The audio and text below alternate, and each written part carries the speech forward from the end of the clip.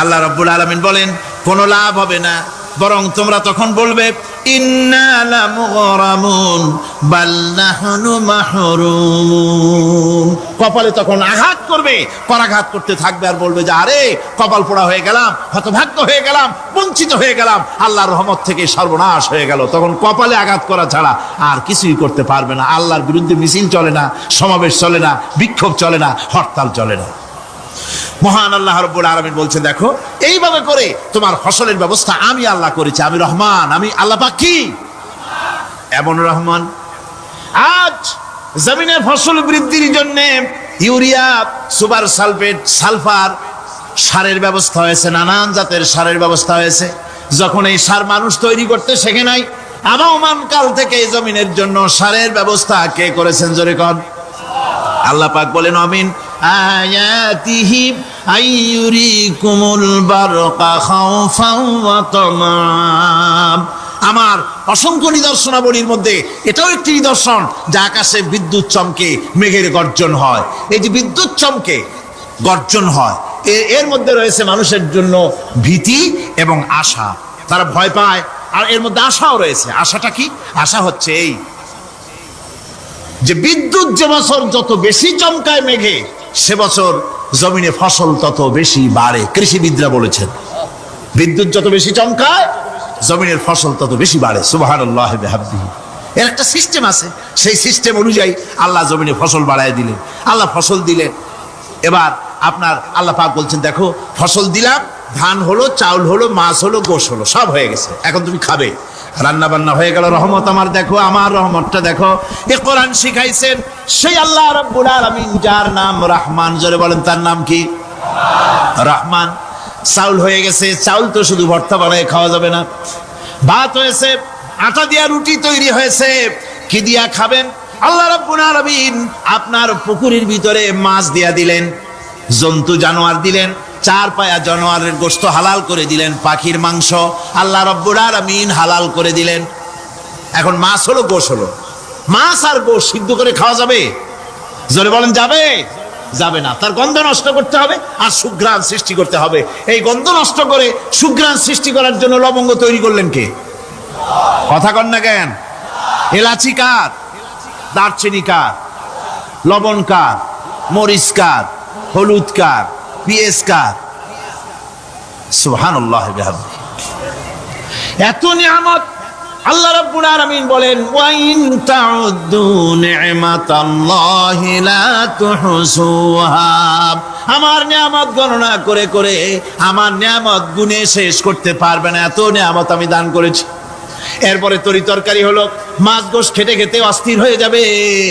তারপরে তরি তরকারি দিলাম, শাক সবজি দিলাম, সবকিছু আমি আল্লাহ রাব্বুল আলামিন দিয়েছি। আমার নাম রহমান, তোমার সমস্ত প্রয়োজন আমি দিয়েছি, মিটাই দিয়েছি।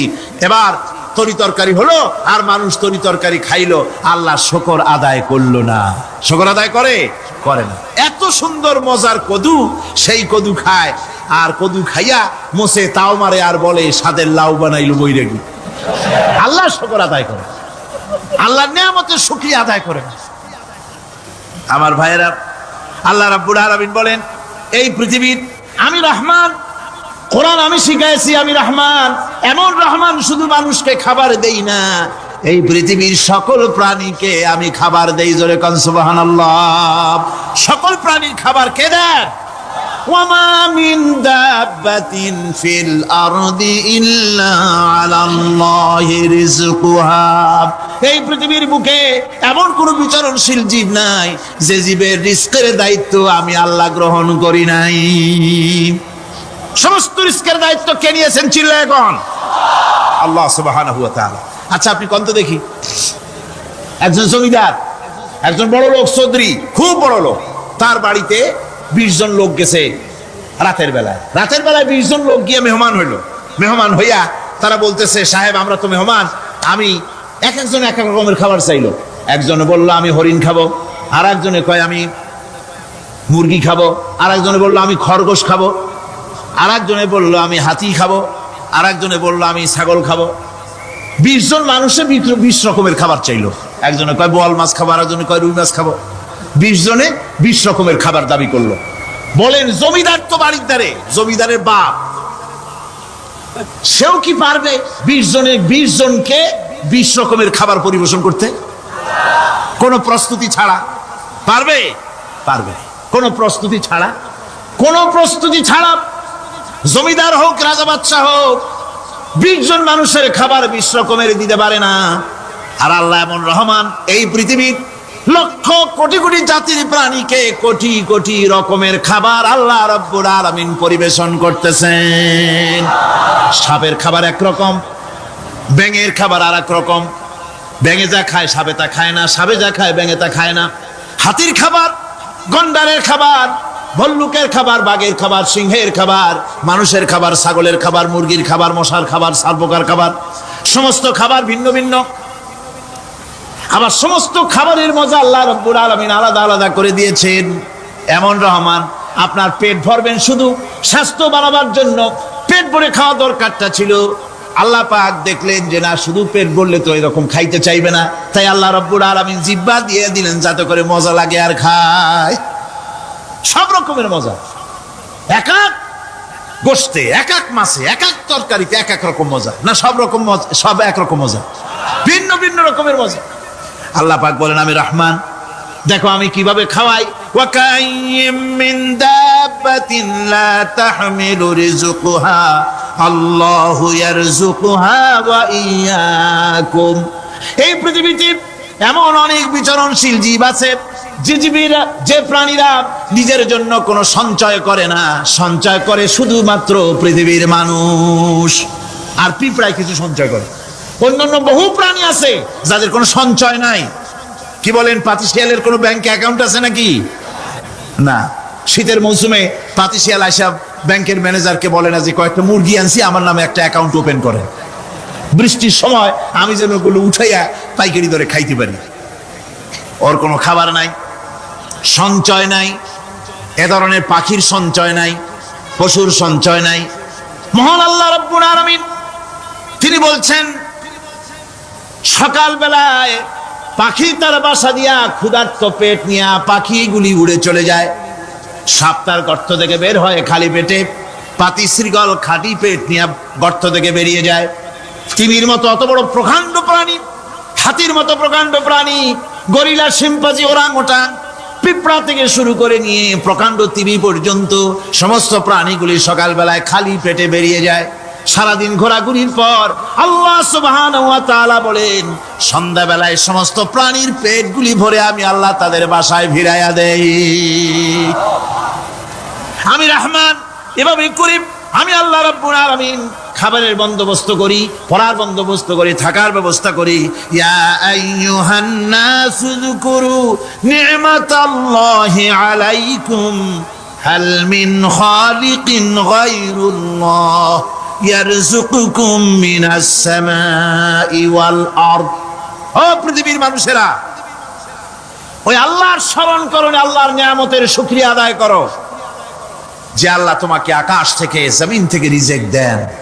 ওই আল্লাহ ছাড়া আছে কি কেউ যে তোমাকে আকাশ থেকে রিজিক দেয়, জমিন থেকে রিজিক দেয়? লা ইলাহা ইল্লা হুয়া ফান্না তুফাকুন। ওই আল্লাহ ছাড়া কোনো ইলাহা নাই, কেন তোমরা বিভ্রান্ত হও? সেই আল্লাহর দিকে ফিরে আসো। আল্লাহ বলছেন, এভাবে আমি সমস্ত পৃথিবীর মানুষের রুজি রুটির বন্দোবস্ত করি, সমস্ত প্রাণীর রুজি রুটির ব্যবস্থা করি। আমি সেই রহমান। সুবহানাল্লাহ বিহামদিহি। ওয়া ইলাহুকুম ইলাহু ওয়াহিদ লা ইলাহা ইল্লা হুয়ার রাহমানুর রহিম। এই হচ্ছেন তোমাদের আল্লাহ। সুবহানাল্লাহ। আল্লাহ বলছেন, ওয়া ইলাহুকুম ইলাহু ওয়াহিদ, তিনি হচ্ছেন এক আল্লাহ, এক ইলাহ, যিনি ছাড়া কোনো ইলাহা নাই। তিনি হচ্ছেন রহমান। তিনি কি? রহমান। তিনি হচ্ছেন রহিম। তিনি তোমাদের সব কিছুর ব্যবস্থা করে দিয়ে থাকেন, কোনো জিনিস তোমাদেরকে বঞ্চিত করেন না। এই রহমান এমন রহমান যিনি তোমাদের সমস্ত নিয়ামত পূর্ণ করেন। আর রহমান এমন রহমান যে শুধু আপন আপন লোক দেখে তালাশ করে করে দেয় না, সকলকে দেয়। যারা নামাজ পড়ে তাদের দালান কোটা বেশি হয়, যারা তাহাজ্জুদ পড়ে তাদের ব্যাংকে টাকার অভাব নাই, যারা হজ করে যাকাত দেয় তারা টাকার জ্বালায়, পয়সা কড়ির জ্বালায় অস্থির। এরকম নাকি? না, বরং নামাজ রোজা হজ যাকাত যারা করে বেশি খাঁটি মুসলমান, তাদের অভাব অভিযোগ আরো বেশি। যাদের কাছে নামাজ নাই, রোজা নাই, আল্লাহ পরকালের চিন্তা নাই, তাদের টাকা পয়সা, সোনা দানা, জায়গা জমিন, সৌন্দর্য, সুখ আর আরো অনেক বেশি, বরং এদের কম। আপন লোকের চাইতে শত্রুকে বরং আল্লাহ পাক বেশি দেন। আপন লোক মানে যারা দিনদার, ইমানদার, পরহেজগার, নামাজি, এরা বরং কম পায়, ওরা বরং বেশি পায়। এমন কেউ নাই পৃথিবীতে শত্রুকে ডেকে বলবে আয় তোরেও দেই, কেউ নাই, একমাত্র আল্লাহ রাব্বুল আলামিন যিনি সকলকে দেন। এই পৃথিবীর কোন মূল্য আল্লাহ রাব্বুল আলামিনের কাছে নাই, একটা মশার দানার তুল্য মূল্য নাই। সেজন্য আল্লাহ পাক সকলকে নেয়ামত দেন, সকলকে ব্যবস্থা করেন। তাই এই কোরআন শরীফ আল্লাহ পাক তার মানুষের প্রতি এত দয়া মানুষের প্রতি, যে আল্লাহ পাকের দয়াটা কার? জোরে চিল্লায় এখন, দয়াটা কার? এত দয়া যে আল্লাহ পাকের মানুষের প্রতি রাস্তা চলার জন্য রাস্তা তৈরি করে দিলেন। পাহাড়ের ভিতরে মানুষ যেন হারায় না যায়, পাহাড়ের ভিতরে গিরিপথ বানালেন যিনি, মরুভূমির ভিতরে হারায় না যায় নিশানা বানালেন যিনি, সমুদ্রের ভিতরে রাতের আধারে যেন গভীর সমুদ্রে হারায় না যায়, সেজন্য মহাশূন্যের ভিতরে তারকা প্রদীপ জ্বালায়া পথের নির্দেশনা দিয়ে দিলেন যিনি, এত ব্যবস্থাপনা যিনি করলেন, সে আল্লাহ রাব্বুল আলামিন মানুষের জন্য এই পৃথিবীতে ব্যক্তি, পরিবার, সমাজ ও রাষ্ট্রে, আন্তর্জাতিক জীবনে, স্বরাষ্ট্রনীতি, পররাষ্ট্রনীতি, শিক্ষানীতি, যুদ্ধনীতি, বন্দিনীতি, তার জীবনের সমস্ত নীতিমালার ব্যাপারে আল্লাহ রাব্বুল আলামিন বুঝি কোনো দিক দর্শন দেন নাই। দিয়েছেন কিনা? সুতরাং فأخرج به من الثمرات رزقا لكم। আল্লাহ হচ্ছেন তিনি, আল্লাহ রাব্বুল আলামিন হচ্ছেন তিনি যিনি আকাশ সৃষ্টি করেছেন, যিনি জমিন সৃষ্টি করেছেন, এবং ঊর্ধ্বদেশ থেকে, মেঘমালা থেকে তোমাদের জন্য বৃষ্টি বর্ষণ করেছেন, এবং সেই বৃষ্টি দিয়ে মাটির ভিতর থেকে ফসল উদ্গত করে তোমাদের খাবারের বন্দোবস্ত করেছেন। তিনি হচ্ছেন আল্লাহ পাক। তার দয়া পৃথিবীর সব জায়গায় ছড়িয়ে আছে। তার দয়া নাই, রহমত নাই, এমন কোন জায়গা নাই, এমন কোন সৃষ্টি নাই। মানুষের জন্য যা কিছু প্রয়োজন তিনি তার দয়া দিয়ে, রহমত দিয়ে তিনি তা সৃষ্টি করে দিয়েছেন। আল্লাহ পাক বলছেন ওয়াসাখখারা লাকুমুশ শামসা ওয়াল কামারা দাইবিনা ওয়াসাখখারা লাকুমুল লাইলা ওয়ান নাহার। যিনি চন্দ্র সূর্যকে সৃষ্টি করেছেন এবং এগুলিকে নিয়ন্ত্রিত করেছেন, চাঁদ সূর্যকে সৃষ্টি করে নিয়ন্ত্রিত করে দিয়েছেন, তোমাদের সমস্ত প্রয়োজন তিনি মিটিয়ে দিয়েছেন। দেখুন, চাঁদ এবং সূর্যকে আল্লাহ পাক সৃষ্টি করেছেন এবং একটা রহমত, একটা কুদরত সেই চাঁদ সূর্যের মধ্যে দান করেছেন। সূর্য যেখানে আছে, এটা যদি আল্লাহর দয়া না থাকতো, শুধু তাপ দেওয়ার জন্য সৃষ্টি করতেন আর মানুষের কল্যাণের দিকটা যদি চিন্তা না করতেন, তাহলে সমস্যা হয়ে যেত। সূর্য যেখানে আছে, বিজ্ঞানীরা বলেছেন তার থেকে যদি কিছু নিচে নেমে আসতো, তাহলে গোটা পৃথিবী জ্বলে পুড়ে ভস্ম হয়ে যেত। আর যেখানে আছে তার থেকে সূর্য যদি কিছু উপরে উঠে যেত, তাহলে গোটা পৃথিবী হিম শীতল হয়ে, পৃথিবী ফ্রিজ হয়ে যেত, মানুষ, প্রাণী জগৎ মরে সব শেষ হয়ে যেত। চাঁদ যেখানে আছে, এই চাঁদ তার জায়গা থেকে কিছু উপরে যদি উঠতো, তাহলে পৃথিবী মরুভূমি হয়ে যেত। আর যেখানে আছে তার থেকে কিছু নিচে যদি আসতো, তাহলে গোটা পৃথিবী পানি, সমুদ্রের পানি, নদীর পানিগুলি প্লাবিত হয়ে, ওভারফ্লো হয়ে, উচ্ছ্বসিত হয়ে গোটা পৃথিবীকে প্লাবিত করে দিত, ডুবাই দিত, সব শেষ হয়ে যেত। তাহলে আমরা দেখতে পাচ্ছি শুধু সৃষ্টি নয়, সৃষ্টিও করেছেন এবং প্রত্যেকটি সৃষ্টির পেছনে তার দয়া কাজ করেছে, তার কুদরত কাজ করেছে, যাতে করে মানুষের জন্য সুবিধা হয়, মানুষের জন্য উপকার হয়। অন্য আয়াতে আল্লাহ পাক বলেন ওয়াতাকুম মিন কুল্লি সাআলতুমুহু وَإِن تَعُدُّوا نِعْمَةَ اللَّهِ لَا تُحْصُوهَا। আল্লাহ পাক বলেন তিনি তোমাদের প্রতি এত দয়াবান, আল্লাহ তোমাদের প্রতি এত দয়া রাখেন, এত মেহেরবানি করেন যে তোমাদের সমস্ত চাহিদা তিনি পূরণ করেছেন। তোমাদের জীবনে যা দরকার সব তিনি পূরণ করেছেন। মানুষ সমস্ত নিয়ামতকে, নিয়ামতের শুকর আদায় করে না, নিয়ামত বোঝেও না মানুষ। ওই যে একটু আগে হযরত পীর সাহেব কেবল আপনাদের সামনে বলেছেন, মানুষ পশুর মতো, উলাইকা কাল আনাম, চোখ আছে, চোখ দিয়া সব দেখে, কিন্তু আল্লাহর নিয়ামত গুলি দেখে উপলব্ধি করার ক্ষমতা নাই। খায় জনমের খাওয়া, কিন্তু খাওয়ার পরে কার খানা খাইলো, কার দেওয়া খানা খেলো, এরপরে এতটুকুন শুকরিয়া আদায় করে না। তো চোখ থাকতে দেখে না, অন্তর থাকতে চিন্তা করে না, কান থাকতে হক শোনে না। আল্লাহ পাক বলেছেন উলাইকা কাল আনআম, এরা হলো জানোয়ারের মতো। কিসের মতো বলুন? আল্লাহ বলেন না বালহুম আদাল, শুধু জানোয়ারের মতো না, বরং জানোয়ারের চাইতেও নিকৃষ্ট। জোরে কোন নাউজুবিল্লাহ। যাদের চোখ থাকতে দেখলো না, কান থাকতে শুনলো না, অন্তঃকরণ থাকতে বিবেচনা করলো না, এরা চতুষ্পদ জানোয়ারের মতো। আল্লাহ পাক বলছেন আর রহমান আল্লামাল কোরআন, এই কোরআন শিক্ষা দিয়েছেন রহমান, যিনি দয়ার সাগর, যিনি মানুষের সব প্রয়োজন মিটিয়েছেন।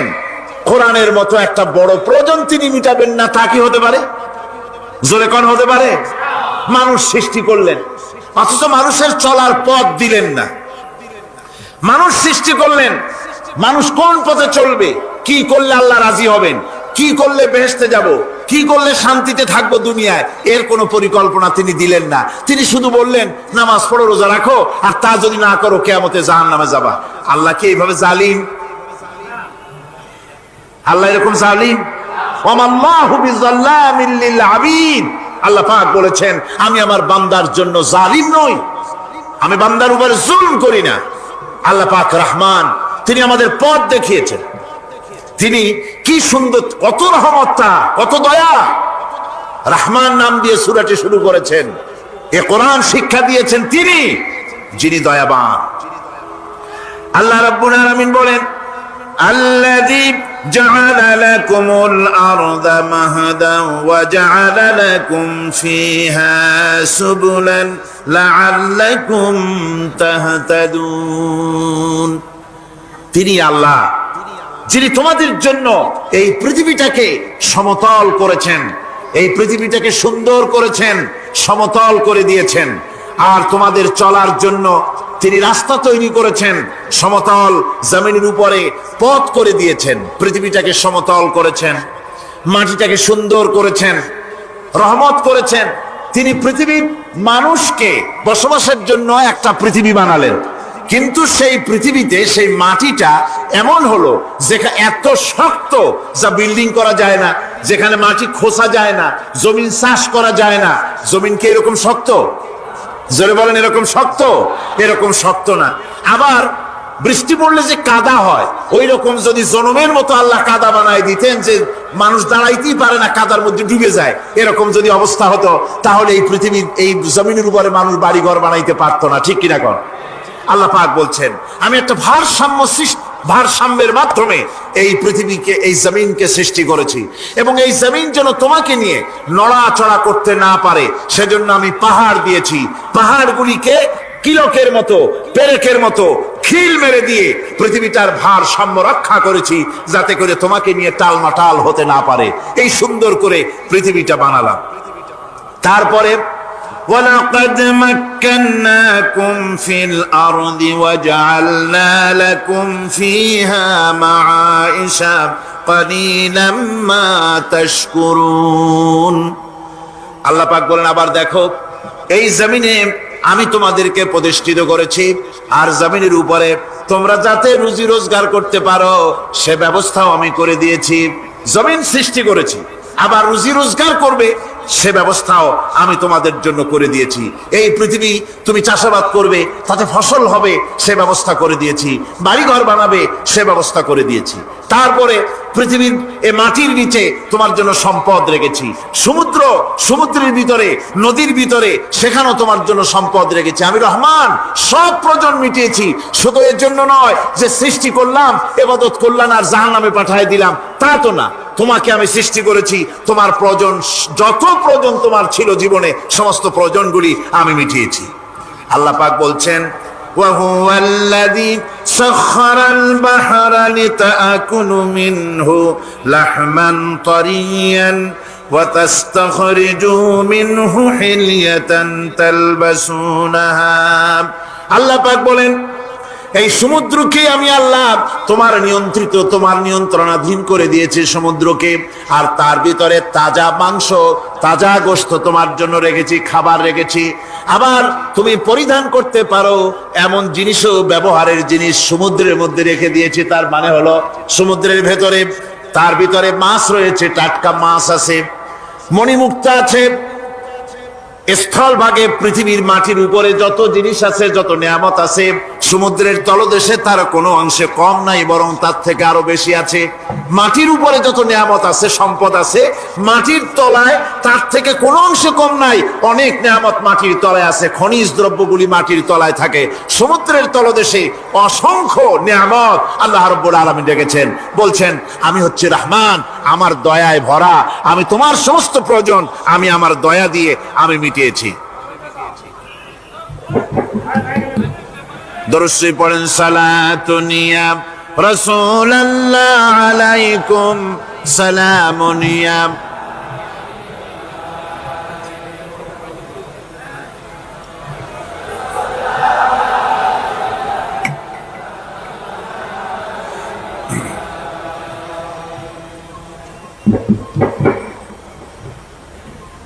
আমার ভাইরা, আল্লাহ সুবহানাহু ওয়া তাআলা তিনি হচ্ছেন রহমান, তিনি হচ্ছেন রহমান। জোরে বলেন তিনি কি? দয়ার সাগর, যিনি মানুষের সমস্ত প্রয়োজন মিটিয়েছেন, তিনি কোরআন অবতীর্ণ করেছেন। আমি আল্লাহর দয়ার কথা, রহমান শব্দের ব্যাখ্যা আপনাদের সামনে করে সামনে এগোচ্ছি। মাঝখানে যারা হাঁটেন, এর আগেও আপনাদেরকে বহুবার বলা হয়েছে, কোরআনে কারীমের তাফসীরের মাহফিল, মাঝখান থেকে হাঁটা চলা কিন্তু বেয়াদবি। জোরে বলেন এটা কি? এই বেয়াদবি কেউ করতে চেষ্টা করবেন না। আল্লাহ পাক বলছেন যে আমি এই পৃথিবী সৃষ্টি করলাম, মাটিতে তোমাদের জন্য চতুষ্পদ জন্তু সৃষ্টি করেছি, বাতাসের উপরে পাখিরা সাঁতার কাটছে, আর পানির ভিতরে মৎস্যরাজি রয়েছে। এ সমস্ত প্রাণীগুলি আত্মরক্ষার জ্ঞান আমি দান করেছি, তারা তোমাদের জন্য উপকার করে।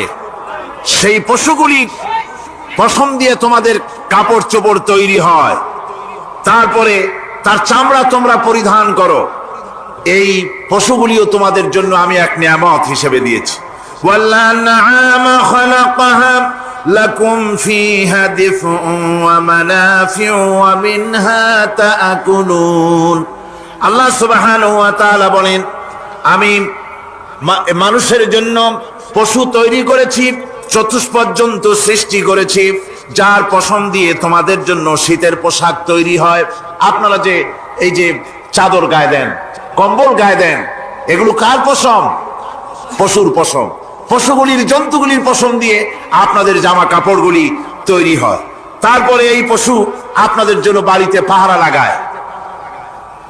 আল্লাহ পাক বলছেন এছাড়া এই পশুগুলি আমি এমন নিয়ামত দান করেছি, সমুদ্রের ভিতরে, জমিনের উপরে, মাটির তলায়, আবার আকাশের উপরে, জমিনের উপরে বিচরণশীল জীবগুলিও তোমার জন্য তৈরি করেছি। وَتَحْمِلُ أَثْقَالَكُمْ إِلَى بَلَدٍ لَمْ تَكُونُوا بَالِغِيهِ إِلَّا بِشَقِّ الْأَنفُسِ। আল্লাহ পাক বলেন এই পশুগুলি তোমাদের আরো অনেক উপকারে আসে। তোমাদের বোঝাগুলি, বড় বড় বোঝাগুলি তারা এক শহর থেকে আর এক শহরে, দূর থেকে দূরান্তরে পিঠে করে তারা বহন করে নিয়ে যায়, যা তোমরা বহন করতে পারতে না। তোমাদের জন্য দারুণ কষ্ট হতো, মুসিবত হতো। এই ধরনের বোঝাগুলি, পশুগুলি তোমাদের জন্য বহন করে নিয়ে যায়। গাধা, ঘোড়া, হাতি, আপনাদের বোঝাগুলিকে, বিরাট বিরাট বোঝা যা টানতে ট্রাক লাগে, মানুষের জন্য কষ্ট হয়, এই বোঝাগুলিও এই পশুর দ্বারা আল্লাহ পাক বহন করায় থাকেন। আল্লাহ পাক বলছেন ইন্না রাব্বাকুম লারাউফুর রহিম, নিশ্চয়ই তোমাদের রব, তিনি তোমাদের প্রতি অত্যন্ত দয়াশীল, তার দয়া পৃথিবীর চতুর্দিকে ছড়িয়ে আছে। তিনি আমাদেরকে এ কোরআন নাযিল করেছেন, এ কোরআন আমাদেরকে শিক্ষা দিয়েছেন এমন এক রহমান, যার দয়া পৃথিবীর চতুর্দিকে সর্বত্র ছড়িয়ে আছে আল্লাহর দয়া। চতুর্দিকে কি ছড়িয়ে আছে কোন? আল্লাহর দয়া, আল্লাহর মহব্বত, আল্লাহর করুণা সর্বত্র ছড়িয়ে আছে। আল্লাহ পাক বলছেন, পশু সৃষ্টি করলাম, পশুগুলি তোমাকে পাহারা দিল, তার গোশত তোমরা খেলে, তাকে দিয়ে তোমরা মাল বহন করলে, তার পশম দিয়ে জামা কাপড় বানালে। আরো দেখো কি করলাম এই পশু দিয়ে, ওয়া ইন্না লাকুম ফিল আনআমি লাইবরা নুসকিকুম মিম্মা ফি বুতুনিহি মিন বাইনি ফারসিন ওয়া দামিন লাবানান খালিসান সাইগাল লিশারিবিন। আল্লাহ রাব্বুল আলামিন বলেন, চতুষ্পদ জীবের মধ্যে বুদ্ধিমান ব্যক্তিদের জন্য নিদর্শন রয়েছে।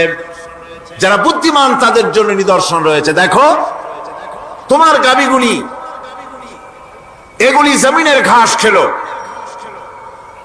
এই ঘাস খাওয়ার পর তার শরীরের ভিতরে রক্ত তৈরি হলো, পেশাব হলো, ময়লা হলো। সেই পেশাব, ময়লা, রক্ত ইত্যাদির ভেতর থেকে আমি তোমাদের জন্য দুধ তৈরি করে দিলাম। যেখান থেকে পেশাব বের হলো, পায়খানা বের হলো, তার পাশের থেকে স্বচ্ছ, সুন্দর, সুমিষ্ট, সুস্বাদু দুধ আমি তোমাদের জন্য বের করে দিলাম। সুবহানাল্লাহ বিহামদিহি। দেখুন এই দুধ আল্লাহ পাক তৈরি করলেন। কাগজ তৈরি হয় যে মিল, কলকারখানায়, পেপার মিল। আপনারা যদি কোনো পেপার মিলে যান তো যে দেখবেন কাগজ তৈরি হয় গাছ দিয়ে। এই গাছগুলি মিলের মধ্যে, মেশিনের মধ্যে ঢুকানো হয়। মেশিনের ভিতরে গাছটা ঢুকে মেশিনের তাপে, বৈদ্যুতিক তাপে এই গাছগুলি গলে যায়, পানি হয়ে যায়। তারপরে ছাকনা থাকে, নেট থাকে, কয়েকটা নেট থাকে। সেই ছাকনাগুলির ভিতর থেকে ছেঁকে এরপরে সেই পানিটা চলে আসে প্লেটের উপরে, এসে আস্তে আস্তে শক্ত হতে হতে সেটা কাগজে পরিণত হয়ে যায়। পানিটা আস্তে আস্তে কাগজে পরিণত হয়ে যায়। তো এই কাগজ তৈরি করতে গিয়ে কাগজটা থেকে যে ছাকনাগুলি দেওয়া হলো, নেট দেওয়া হলো, যাতে করে কোনো আবর্জনা না যায়, সেজন্য এতগুলি নেট সিস্টেম আছে, এতগুলি ছাকনার সিস্টেম আছে। কিন্তু তারপরেও এত সাবধানতা সত্ত্বেও আমরা দেখি কাগজে লিখতে গেলে কাগজের মধ্যে নিপের সাথে অ্যাক্সিডেন্ট হয়ে যায়। এ ধরনের আবর্জনা কাগজের মধ্যে দুই একটা থেকে যায়। অনেক কাগজের মধ্যে এরকম পাওয়া যায়, যায় কিনা ভাই? এবার আপনি দেখেন, কাগজ তৈরি করার জন্য মিল কলকারখানার ভিতরে, পেপার মিলে এতগুলো নেটের ব্যবস্থা থাকে, ছাকনার ব্যবস্থা থাকে। তারপরেও আবর্জনা কিছু কাগজের মধ্যে চলে আসে, দুই একটা থেকে যায়। কিন্তু ঘাস খেলো, কুটা খেলো, খড় খেলো, ভুসি খেলো, তুষি খেলো, গাবিতে খেলো, খাওয়ার পরে আল্লাহ রাব্বুল আলামিন এ দিয়ে দুধ বানালেন। এ দিয়ে পায়খানা হলো, পেশাব হলো, রক্ত হলো। দুধ যখন দহন করলেন, দুধ দহন করার সময় একটা ঘাসের কণাও কি তার মধ্যে পেয়েছেন? পাওয়া গেছে? যায় নাই। অথচ দুধ থাকে যে বাটের মধ্যে, ওটা কি বলে? ওলান বলে নাকি? যে ওলানের ভিতরে দুধ থাকে, ওইটা কাটে দেখেন, জবাহ করে, গরু জবাহ করে ওলানটা কাটে দেখেন, ওর ভিতরে কোনো নেট আছে, কোনো জাল আছে, কোনো ছাকনার ব্যবস্থা আছে? কিচ্ছু নাই। সুবহানাল্লাহ কইতে ইচ্ছে করে না ভাইরা? আল্লাহ রাব্বুল আলামিন বলেন, এইভাবে করে পশুর ভিতরে তোমার জন্য কত, এক পশুতে কত উপকার করলাম। গোশত খাওয়ালাম, চামড়া দিয়া জামা বানায় দিলাম। প্রচন্ড শীত পড়ে যেখানে, কানাডায়, ইউরোপে, আমেরিকায় প্রচন্ড শীত পড়ে কোন কোন এলাকায়। দক্ষিণ আমেরিকায়, কানাডার একটা এলাকা আছে যেখানে এবার আমি সফর করে এসেছি। 12 মাস বরফ পড়ে সেখানে, বরফ আর বরফ ছাড়া কিছু নাই। সমস্ত রাস্তাঘাট সব বরফ আর বরফ। সেখানে এই প্রচন্ড শীতের ভিতরে মানুষ কিভাবে থাকবে? সুতা দিয়া তৈরি করা কাপড়ে শীত কিছুতেই মানতে পারে না। আমি তো গেছি এমন এক জায়গায়, কানাডা এবং আমেরিকা যেখানে ছিলাম, সেখানে শীত ছিল -11 টেম্পারেচার, -11। এখন বোঝেন যে ঠান্ডাটা কি পরিমাণ। মুখের থেকে থুতু ফেললে আপনি চেহারা ফিরাতে পারবেন না, এর মধ্যে আপনার থুতু বরফ হয়ে যাচ্ছে। এই রকমের প্রচন্ড ঠান্ডায় সব রকমের কাপড় চোপড় যা ছিল এগুলো সব কিনে গায়ে দিয়ে আমি 1-3 হয়ে গেছি ফুলিয়া। তারপরেও আমার মনে হচ্ছে ঠান্ডা আমার হাত দিয়ে স্পর্শ করতেছে। তাহলে বরফের দেশ যেটা, এস্কিমোরা যেখানে বাস করে, সেই মানুষগুলির অবস্থা কি? ওই এস্কিমোরা যেখানে বাস করবে, 12 মাস যেখানে বরফ পড়বে, ওই জায়গার মানুষগুলো কি করে কি গায়ে দিয়া বাঁচবে, এ পরিকল্পনা এই চিন্তা দুনিয়ায় কেউ করে নাই, রহমান করেছেন। আল্লাহ রাব্বুল আলামিন পশু তৈরি করেছেন, পশুর গায়ে পশম দিয়েছেন, চামড়া দিয়েছেন, সেই জায়গার মানুষগুলি চামড়া দিয়া জামা তৈরি করে গায়ে লাগায়, শীত ঢোকে না। সুবহানাল্লাহ। চামড়া দিয়ে জামা তৈরি হচ্ছে, কাপড় চোপড় তৈরি হচ্ছে। আল্লাহ বলেন এভাবে করে কত কিছু হলো। চামড়া দিয়া জামা বানাইলা, পশম দিয়ে শাল তৈরি করলে, কম্বল তৈরি করলে, গোশতগুলো পাইকারি ধরে খাইলে জম্মের খাওয়া, তারপরে হাড্ডিগুলি দিয়ে শার্ট তৈরি করলে। এই পশু তোমাকে পাহারা দিল বাড়িতে, কুত্তায় সারা রাত পাহারা দেয় তোমার বাড়িতে। কুত্তা আবার পুলিশেও চাকরি করে। ইংল্যান্ডে, লন্ডনে দেখেছি আপনার, সেখানে কুকুর, ওকে ট্রেনিং দেওয়া হয়, কুকুর পুলিশে চাকরি করে। কোন কোন পুলিশ আছে হাবিলদার, সাব ইন্সপেক্টর, তবে কুত্তা জানে না যে সাব ইন্সপেক্টর কিনা আসে। বিভিন্ন বিভাগ তাকে দেওয়া হয়েছে এবং তারা এত নির্ভরযোগ্য, শুধুমাত্র চোরের ছবি আর তার ব্যবহৃত জামা কাপড় একটুখানি নাকে শুকায় দেবে কুত্তাকে, পুলিশ আর যাওয়া লাগবে না। এই কুত্তা পুলিশই যথেষ্ট। খুঁজা চোর যদি একবার তার নজরে এসে যায় আর ছাড়াছাড়ি নাই, তাকে হাজির করবে, পুলিশের সামনে এনে হাজির করবে। তো এই কুকুর বাড়িতে পাহারা দিচ্ছে আপনার জন্য, তারপরে পুলিশের দায়িত্ব পালন করতেছে। মানুষ মরে গেলে কোথায় মরেছে সেগুলি সন্ধান করে নিয়ে আসতেছে, মাইন কোথায় পোতা আছে তা খুঁজে নিয়ে আসতেছে। কত উপকার আল্লাহ পাক করছেন। আল্লাহ পাক বলছেন, দেখো বান্দা, তোমার জন্য এই ধরনের অসংখ্য নিয়ামত আমি দান করেছি। আর এই নিয়ামত গুলি কার থেকে আসছে? ওয়ামা বিকুম মিন নি'মাতিন ফামিনাল্লাহ। যত নিয়ামত বান্দা তোমার জন্য তুমি পেয়েছো, সমস্ত নিয়ামত আমি আল্লাহ রাব্বুল আলামিনের পক্ষ থেকে এসেছে। সব নিয়ামত কে দিয়েছেন? যারা বলেন কে দিলেন? আল্লাহ পাক দিলেন। আল্লাহ পাক বলেন, এইভাবে করে আমি আমার নিয়ামত দিয়ে, রহমত দিয়ে তোমাকে আমি সৃষ্টি করেছি, তোমাকে লালন পালন করতেছি। একটি মানুষ যতই সংকীর্ণ এবং অসভ্য জীবন যাপন করুক না কেন, সে পৃথিবীতে যেখানে বসবাস করে সেখানে বসে সে অন্তত তার চতুর্দিকে কত নিয়ামত সে লাভ করতেছে তা সে চিন্তা না করে পারে না। সে যদি চিন্তা করে তাহলে অবশ্যই এগুলি তার জ্ঞানের মধ্যে আসবে। একজন কৃষক, সে নির্জন একটা কুটিরে বাস করে, সে আল্লাহর সৃষ্টি নৈপুণ্যতা বুঝুক আর না বুঝুক, আকাশ কেন সৃষ্টি হলো, জমিন কেন সৃষ্টি হলো, এই কথা যদি জিজ্ঞাসা করা হয় কৃষককে, সে তো ভালো করে তা বুঝবে না। কিন্তু অন্তত এতটুকুন কথা একটা মূর্খ, একজন চাষি যে প্রত্যন্ত একটা অঞ্চলে বাস করে, একটা নিবিড় পল্লীতে বাস করে, অজপাড়াগায় বাস করে, কোন শিক্ষার আলো পৌঁছায় নাই, স্কুল নাই, কলেজ নাই, বিদ্যুৎ নাই, হসপিটাল নাই, রাস্তা নাই, টেলিফোনের ব্যবস্থা নাই, এমন একটা জায়গায় একটা নিরেট, একটা মূর্খ, একটা চাষি একটা ঘরের মধ্যে বাস করে। সে পৃথিবীর আল্লাহর সৃষ্টি নৈপুণ্যতা আর কিছু বুঝুক আর না বুঝুক, এতটুকুন কথা তো সে বোঝে যে আমি যদি অসুস্থ হই তাহলে এই গাছপালার পাতা শিকড় বেটে খেলে আমি রোগমুক্ত হয়ে যাই। আমি প্রচন্ড রোদ্রে যখন পুড়ি গাছের তলায়, আমি ছায়া নিলে পরে আমি তখন আরাম পাই, ঠান্ডা পাই। এই গাছগুলি তার তরুণ বয়সে আমাকে ফল দেয়, গাছ যখন বড় হয় তখন সে আমাকে ছায়া দেয়। এই গাছের তক্তাগুলি দিয়ে, গাছ দিয়ে কাঠ হয়, তা দিয়ে তক্তা হয়, তা দিয়ে খুঁটি হয়, তা দিয়ে আড়া হয়, তা দিয়ে নৌকা হয় ইত্যাদি সে বুঝতে পারে। তাছাড়া এই গাছ যখন বুড়ো হয়ে গেল, শুকিয়ে গেল, তখন এই গাছ দিয়ে আগুন জ্বালায়া আমি রান্না বান্না করি। গাছ এত আমার উপকার করছে, তার দ্বারা উত্তাপ পাই, আলো পাই, এত কিছু পাই। একটা মূর্খ লোকও চিন্তা করলে এতগুলি জিনিস সে অনুভব করতে পারে এবং এরপরে তার চিন্তা চলে যায় যে এই সমস্ত নিয়ামত এমনি এমনি হয় নাই, নিঃসন্দেহে একজন এগুলি সৃষ্টি করেছেন, তার নাম আল্লাহ। তার নাম কি? তার নাম রহমান। যারা বলেন তার নাম কি? রহমান। তিনি সৃষ্টি করেছেন, তিনি এগুলি দান করেছেন। এই বৃক্ষরাজি আল্লাহ পাক বলছেন, নিল্লাযী জাআলা লাকুম মিনাশ শাজারিল আখদারি নারান ফাইযা আনতুম মিনহু তুকিদুন। আল্লাহ রাব্বুল আলামিন বলেন, সেই দয়াময় আল্লাহ রাব্বুল আলামিন গাছ সৃষ্টি করেছেন, আর এই গাছগুলি সৃষ্টি করে দিয়েছেন তোমাদের কাজের জন্য, যা দিয়ে তোমরা আগুন জ্বালাও, চুলা জ্বালাও, রান্না বান্নার কাজ করো।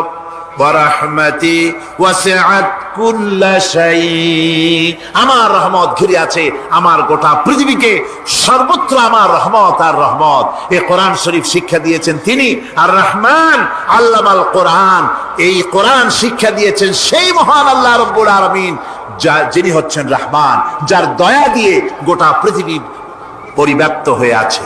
এক মুহূর্তের জন্য চিন্তা করুন, এক মুহূর্তের জন্য চিন্তা করুন, আল্লাহ পাকের দয়া যদি না থাকতো তাহলে কি অবস্থা হতো? এই পৃথিবী আছে, পৃথিবী আছে কিন্তু কোনো সৌন্দর্য নাই, আকাশ আছে কিন্তু কোনো তারকা নাই, তারকা আছে কিন্তু তাতে কোনো আলো নাই। সুন্দর করে এই আকাশটাকে আমি সাজিয়েছি। তারপরে আল্লাযী খালাকা সাবআ সামাওয়াতিন তিবাকা মা তারা মিন খালকির রহমানি মিন তাফাবুত। স্রষ্টা তিনি সপ্ত আকাশ রচিলেন থরে থরে, কোন ত্রুটি হেরিবে না তার পূর্ণ সৃজন পরে। চাও তুমি তার সৃষ্টি পানে, দেখো কিছু ভুল চোখ, ফেরাও তোমার নয়ন খানি, ফেরাও তোমার মুখ। অক্ষমহীন দৃষ্টি তোমার সৃষ্টিতে পাবে ফাঁকি, ফিরাও তোমার নয়ন খানি, ফিরাও কাঙ্গালাখি। আল্লাহ পাক বলেন আমার আকাশের দিকে তাকাও, বারবার তাকাও, সূর্যের দিকে তাকাও, চন্দ্রের দিকে তাকাও, গাছপালার দিকে তাকাও, তাকায় দেখো কোনো ভুল আছে নাকি, ভালো করে দেখো কোনো ভুল আছে নাকি। আল্লাহ পাক বলেন আবার তাকাও, দেখতে দেখতে তোমার চক্ষু দুর্বল হয়ে তোমার কাছেই ফিরে আসবে, আমার সৃষ্টি নৈপুণ্যতার ভিতরে কোনো ভুল পাবে না। সুবহানাল্লাহ। আল্লাহ রাব্বুল আলামিন শেষ রাত্রে প্রথম আকাশে আসেন। হাদিস শরীফে এসেছে প্রথম আকাশে আল্লাহ রাব্বুল আলামিন এসে দুনিয়ার মানুষকে ডাকেন, কে আছো? গুনাহ করে জীবন বোঝাই করে ফেলেছো, নাফরমানি করেছো, গুনাহ করেছো, অথবা বিপদে পড়েছো, ঋণগ্রস্ত হয়ে পড়েছো, অসুবিধায় পড়েছো, মামলা মকদ্দমায় পড়েছো, আমার কাছে মাপ চাও, আমার কাছে সাহায্য চাও। এই সময় যে সমস্ত বান্দারা আরামের ঘুমকে হারাম করে আল্লাহর দরবারে কাঁদতে থাকে, তাহাজ্জুদের নামাজ আদায় করে যখন হাত তুলে কাঁদে, আল্লাহ পাক তখন এই দৃশ্য দেখে ফেরেশতাদের বলেন, ও আমার ফেরেশতারা, আমার ওই বান্দাগুলি কাঁদে কেন? সমস্ত মানুষ যখন ঘুমানো, এই বান্দাগুলি কাঁদে কেন বলো? ফেরেশতারা বলে, আল্লাহ তুমি তো ভালো করে জানো। ফেরেশতারা বলে, আল্লাহ আল্লাহ পাক বলবেন, তবুও তোমাদের মুখ থেকে শুনতে চাই। ফেরেশতারা তখন বলবে, রব্বুল আলামিন তোমার বান্দা গুনাহ করেছে, জাহান্নামের ভয়তে তোমার কাছে কাঁদতেছে, তোমার ভয়তে কাঁদে, জাহান্নামের ভয়তে কাঁদে। আল্লাহ জিজ্ঞেস করেন ফেরেশতারা, ওরা যে আমার ভয়তে কাঁদে, ওরা কি আমারে দেখছে নাকি? ফেরেশতারা বলেন, না খোদা তোমারে দেখে নাই। আল্লাহ পাক বলেন, ওরা আমার যে জাহান্নামের ভয়তে কাঁদে, ওই জাহান্নাম তারা দেখেছে নাকি? ফেরেশতারা বলে, না আল্লাহ তোমার জাহান্নাম ওরা দেখে নাই, তোমার বেশ তো কিছুই দেখে নাই। আল্লাহ পাক বলেন, আমার ফেরেশতারা এই বান্দাগুলি আমার দোজখ দেখে নাই, আমাকে দেখে নাই, হাসর মিজান সিরাত কিছুই দেখে নাই, শুধু কোরআনের কথা শুনে, আমার নবীর কথা শুনে, আমার কোরআনের কথা শুনে বিশ্বাস করে আরামের ঘুমকে হারাম করে কিভাবে কাঁদতেছে তাকায় দেখ। আমার রহমতের দরিয়ায় জোশ মেরে গেছে, তোরা সাক্ষী থেকে যা, আমার ওই ক্রন্দনরত বান্দাগুলিকে আমি আল্লাহ মাফ করে দিলাম। আমার ভাইরা, আল্লাহ পাক বলেন, আম্মান হুয়া কানিতুন আনা আল-লাইলি সাজিদাও ওয়া কাইমা। আল্লাহ রাব্বুল আলামিন বলেন, সিজদার ভিতরে আর দাঁড়ানোর ভিতরে আমার এই বান্দাগুলি আখিরাতে আমার সঙ্গে দেখা করা লাগবে এই ভয়তে, জাহান্নামের ভয়তে তারা কাঁদে, এভাবে কাঁদতে থাকে। আর আল্লাহ পাক ওই সময় তাদের গুনাহ মাফ করতে থাকেন। কোরআনে কারীমের ভিতরে আল্লাহ পাক বলেন, সারা রাত ঘুমাতে আল্লাহ নিষেধ করেছেন, সারা রাত যেন ঘুমায় না, পাইকারি ধরে ঘুমায় না, একটু জাগো। ওয়াজকুর ইসমা রাব্বিকা বুকরাতাও ওয়া আসীলা। সকাল এবং সন্ধ্যায় তোমার প্রভুর, তোমার রবের জিকির করো, স্মরণ করো। وَمِنَ اللَّيْلِ فَاسْجُدْ لَهُ وَسَبِّحْهُ لَيْلًا طَوِيلًا। তোমার রাতের বেলায় রাতের একটা অংশ সেজদায় অবনত হও, আর রাতের দীর্ঘ সময় ঘুমায় থেকো না, হয় একটা লম্বা সময় ঘুমাও, কিন্তু একটা অংশ রাখো যে সময় তুমি আমার দরবারে সেজদায় পড়ে যাবে, কাঁদবে। আমার বন্ধুগণ, রাতটা ওয়াজআলনাল লাইলা সুবাতা, আল্লাহ রাব্বুল আলামিন ওয়াজআলনা সুবাতা ওয়াজআলনা নাওমা সুবাতা ওয়াজআলনা লাইলা লিবাসা। ঘুমকে বানাইছেন আল্লাহ শান্তির বাহন, আর রাতকে করেছেন আচ্ছাদন। রাতকে কি করেছেন? আচ্ছাদন। রাতকে একটা পর্দা লাগিয়ে দিয়েছেন, রাতের পর্দা। যেহেতু প্রেম ভালোবাসা ঢোল পিটায় করা যায় না। ঢোল পিটায় প্রেম করা যায়? যায় না। মানুষকে দেখায় দেখায় প্রেম ভালোবাসা করা যায় না। এটা হলো দুনিয়ার রীতিনীতি। দুনিয়ায় যেটা মানুষেরা করে, আসল সবচাইতে বড় ভালোবাসার পাত্র হলেন আল্লাহ, মাসুক হলেন আল্লাহ, আশেক হলো মানুষ। আশেক এবং মাসুকের ভিতরে প্রেম বিনিময় হবে, ভালোবাসার আদান প্রদান হবে, কথোপকথন হবে।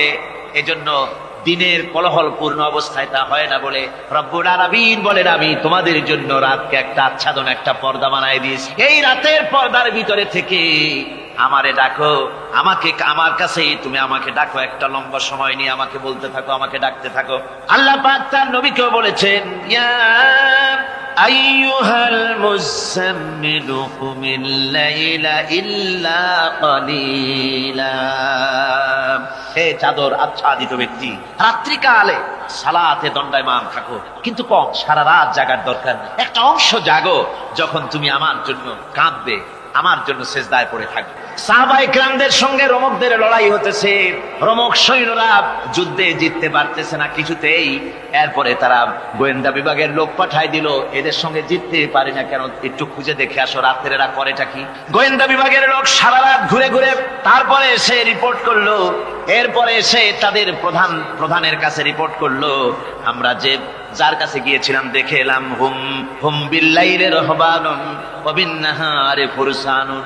আমরা দেখে এলাম যাদেরকে দিনের বেলায় প্রচন্ড শক্তিশালী বীর যোদ্ধা রূপে যাকে যুদ্ধ করতে দেখেছি ময়দানে, রাতের বেলায় দেখলাম গিয়া একেবারে নিতান্ত ফকিরের মতো, কেউ তো সেজদায় পড়ে কাঁদতেছে, কেউ আবার তেলাওয়াত করতেছে, চোখ দিয়া পানি পড়তেছে, আবার কেউ নামাজ পড়তেছে, আবার কেউ হাত তুলে রেখেছে তাদের প্রভুর দরবারে, চোখের পানিতে তাদের চোখ বুক ভেসে যেতেছে।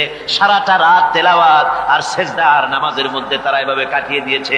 সেনাপতি এই রিপোর্ট শোনার পরে বললেন, ও গোয়েন্দা বিভাগের লোকেরা, আমার রোমক সৈন্যরা শোনো, যে জাতির নৈতিক মান এত উচ্চে, ওই জাতির সঙ্গে যুদ্ধ করা মানে আমাদের আত্মহত্যা করার শামিল।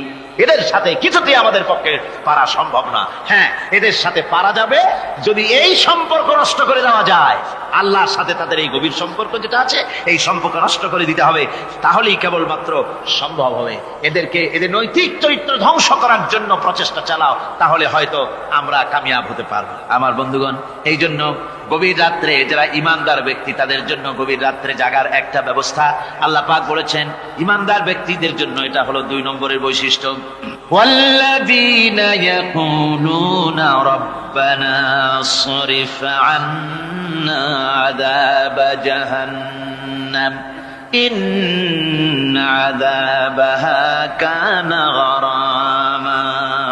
রহমানের বান্দার, খাঁটি বান্দার 3 নম্বরের বৈশিষ্ট্য হচ্ছে এই, তারা আল্লাহ রব্বুল আলামিনের দরবারে হাত তুলে ফরিয়াদ জানায়, আল্লাহর কাছে মোনাজাত করে।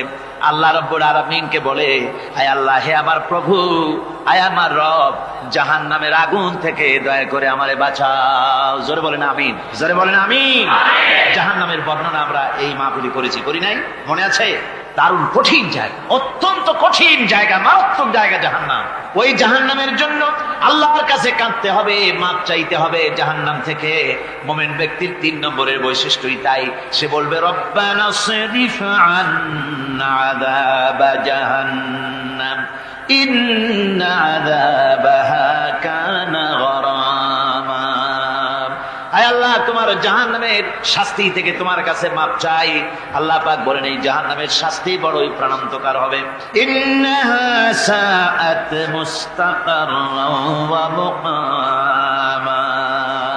জাহান্নাম হচ্ছে অবস্থানের জন্য অত্যন্ত নিকৃষ্ট, খুবই খারাপ জায়গা এই জাহান্নাম। কিন্তু মুসলমানদের অবস্থাটা ভিন্ন।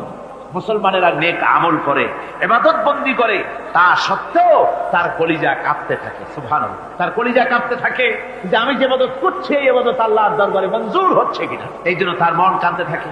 সে আমলের উপর নির্ভর করে থাকে না, সে আল্লাহর দয়ার উপরে নির্ভর করে। কিসের উপরে নির্ভর করে?